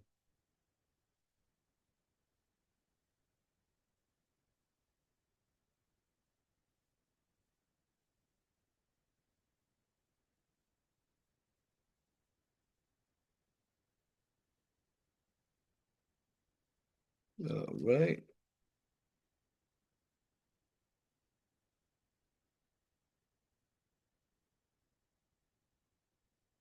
All right. I guess we finished up for the day. These were giants, and this is where David stopped going to battle.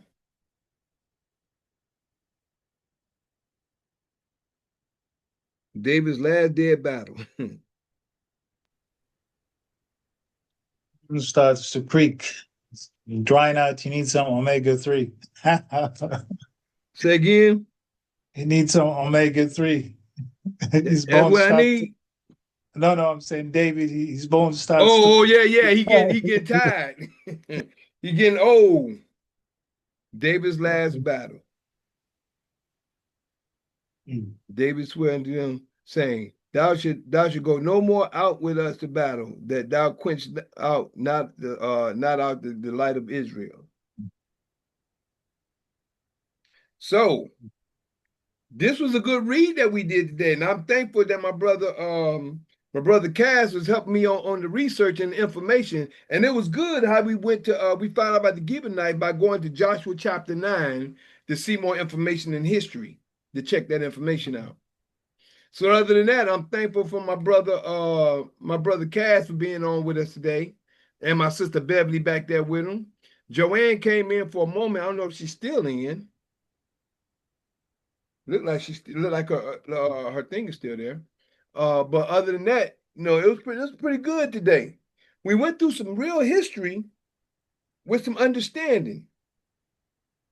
We ended up finding out end of chapter 20, the offices of David and the offices of Israel, the things that people was put in place at the time, which is what we're doing today as well. Excuse me.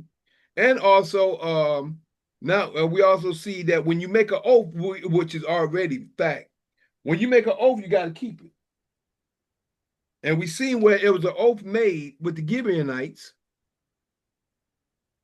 and the father, and where we're looking at, people would think that this would have been a ritual, like a sacrifice, but it wasn't. It was an oath that was made to them. And what it is that the creator was holding his oath, and not only to them, he also was holding his oath to himself about Saul's family. Matter of fact,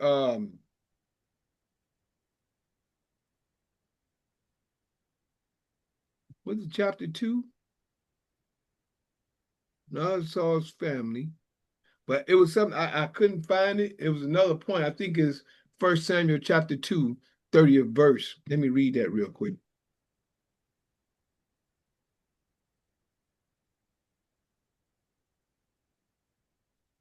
First Samuel chapter 2, 30th verse. I remember it was something here I read, but that was according to the Levites. What it stated was, wherefore Yah of Israel said, I said indeed that thy house and the house of thy fathers should walk before me forever. But now Yah said, be it far from me. For them that honor me I will honor, and they that despise me shall be lightly esteemed.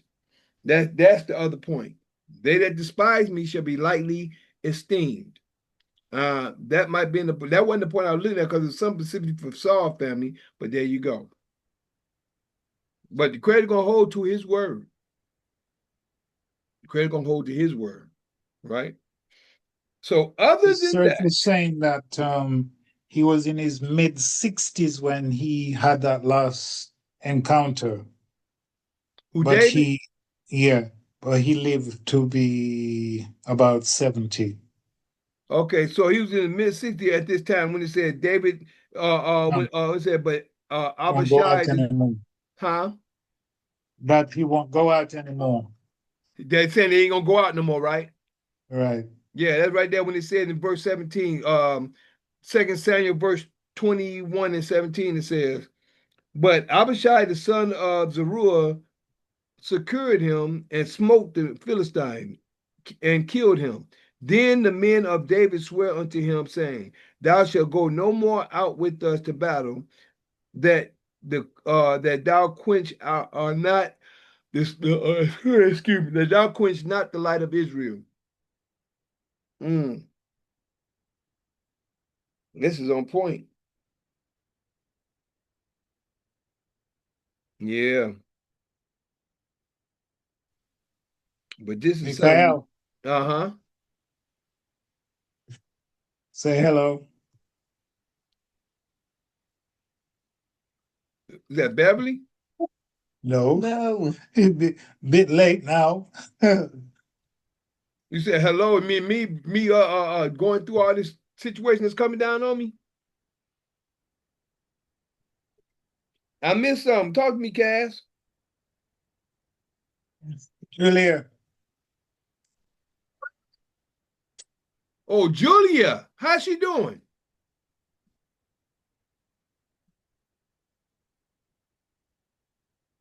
Is she there? yeah, she said she's gonna join in, but it's too late. Yeah, we about to get off now. Miguel's falling asleep. He's hungry. He needs to go get food. Yeah, definitely need to get some now. But what we're gonna do, we're going to end it right now. Tell Julia, I say, hey, we've been missing her. She been missing some good information, but we've been missing her. Other than that, I thank Kaz, I thank Beverly, my baby Joanne, like she came in a little late, and Julia for coming in late. Like, thank everybody for coming. Don't forget, this is December 27, 2025. And this is Assembly of the Righteous, the Sabbath Assembly of the Righteous. We're here every Sabbath from 12 p.m. noon or until we come on until we're done. So other than that, excuse me, I'd like to greet everybody at Shabbat Shalom. Instagram, we missed you on part one. I thought it was running, but it wasn't.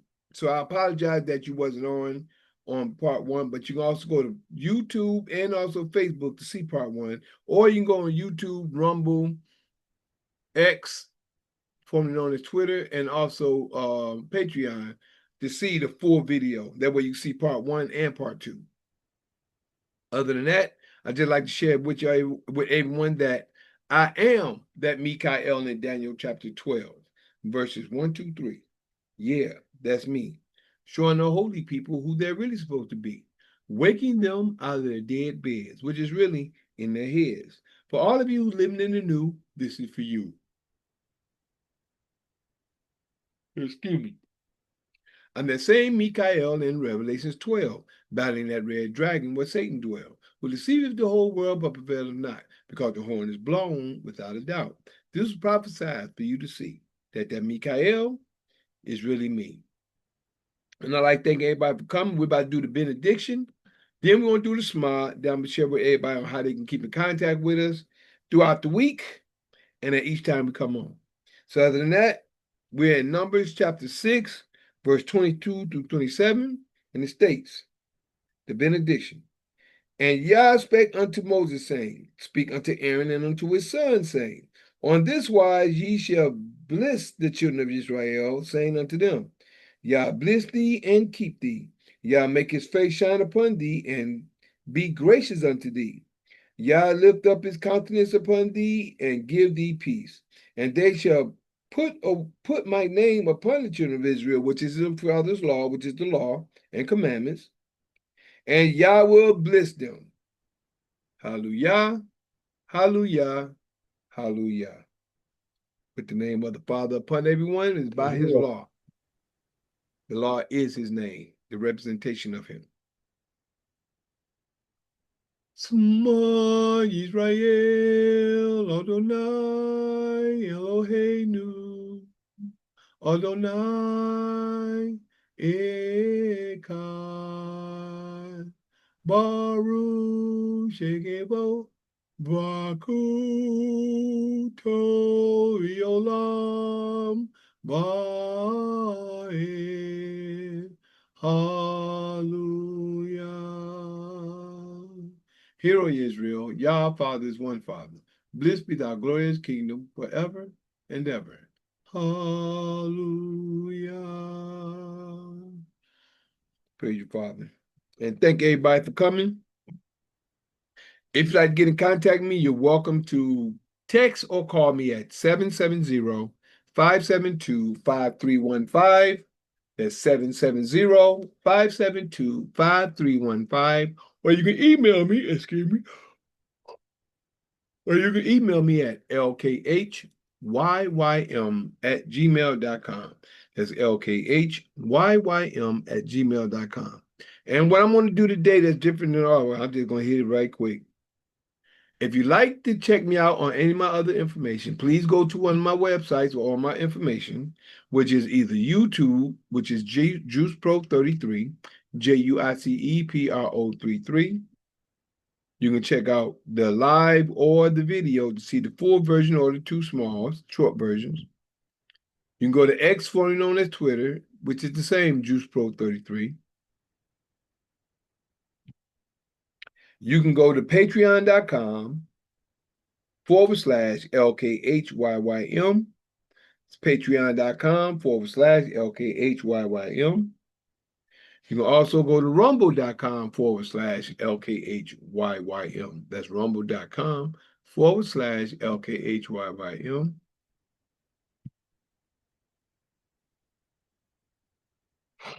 Excuse me. Patreon.com/LKHYYM. That's patreon.com/LKHYYM. And all my information will be in the post. So I was really coming on me right now. That's the reason why I'm doing it this way. All my information will be in the post, whether it's on Facebook, Instagram, which is Mikael Harris, MICHAMI_CHAEL space HARRIS, or any of my other information on those networks. Tell y'all, forgive me. So if you'd like to catch me on those, please do. It's hit me right now, so I ain't gonna be able to finish this up because it's hit me all of a sudden. And I don't see, like, every time I get started with sharing the information, but the information is in all my posts. I thank y'all for your time, your patience, your listening ear, your seeing eye. Getting ready to go because this hit me like it's just coming down like. As soon as I got done with the benediction and the prayer, it's coming on me. So I'm gonna get some rest. Thank y'all for your time, your patience, your listening ear, your seeing eye. Taz, good seeing you, bro. Thank you for the help for today. Sister Bev, I love you. Excuse me. Excuse me. Excuse me. Whoa, whoa, whoa, whoa. It's coming down on me, bro. You see? So we gonna get together again, bro. I know I'm gonna see you Tuesday morning, correct? Yeah. Yeah, definitely gonna see y'all too. Well, Tuesday morning, my time, 7:30 a.m. I think it'd be 12:30 your time, 12:30 or 1 o'clock your time. 12:30. Yeah, 7:30, 8, 9, 10, 11. Yeah, about 12:30. But yeah. Do I send when do I send the stuff to you? After I have all of it signed, the appointment letter?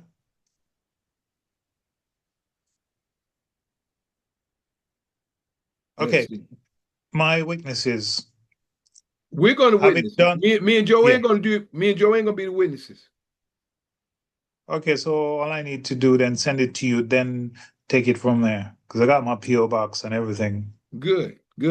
Yeah, all I gotta do is just send it to us. We're gonna witness it after you fill everything out. The only thing you don't fill out is the Hebrew information right now. It's after. Okay, everything else, you fill everything out, you change your name, the derivatives and everything. Right. And then from that point, you'll send it to us, we'll sign it. But before you send it, let us send me an email so we can look at it. And we make sure your name and everything is good. Then when you send it actually to us, we'll print it out, sign it, hook it up. It's a scan. He has to scan it over. Okay, there you go, baby. I'm glad you're there. Got a scanner, Cass? You're awake. I was in the kitchen. Okay. Now he's complaining that he's hungry. He can't even get a cup of tea. Not. What's wrong with these men? What's wrong with these men? Can't even do nothing for themselves. They can. I'm getting out and do it for myself, but I'm gonna lay down first. I'm cooking something to eat for him. I didn't do tea today. I apologize, honey. What All was right, I baby. saying? Sister Beverly, hello, how are you? Fine, thank you. Oh, you sound so great. Yes. Okay. Cass, Uh-huh. you have to scan your document over once you sign it, Right. right? And then you scan it to us. We'll print it out and we'll sign it, and then we'll scan it back to you. Do you have There a you go. scanner? Yeah. I have a a printer that does scanning, but Okay, it's great. I have to learn how to hook it up to the computer. Oh, okay. You just you do you have that cord that's still attached to it? You just plug it into your laptop. Uh, thank you for that. See, two heads better than one, but not on two same shoulders. Yep, you just Yeah, plug that baby in and just use your scanner and yeah. it'll pop up on your laptop. And then you'll just print it out, sign it, scan Mm. it back, or sign it and scan it, and then we'll sign it and scan it back to you, and then you'll print it out. Brilliant. Okay. Thank you, thank you. Okay. Have a Okay. Okay. great evening You as well. You and and go We feed that moving bear. on, bro. We moving up. Yes. Go feed that bear. Oh, yeah. As soon as he Hey, gets, as soon as he hey, comes did you hear my stomach? out.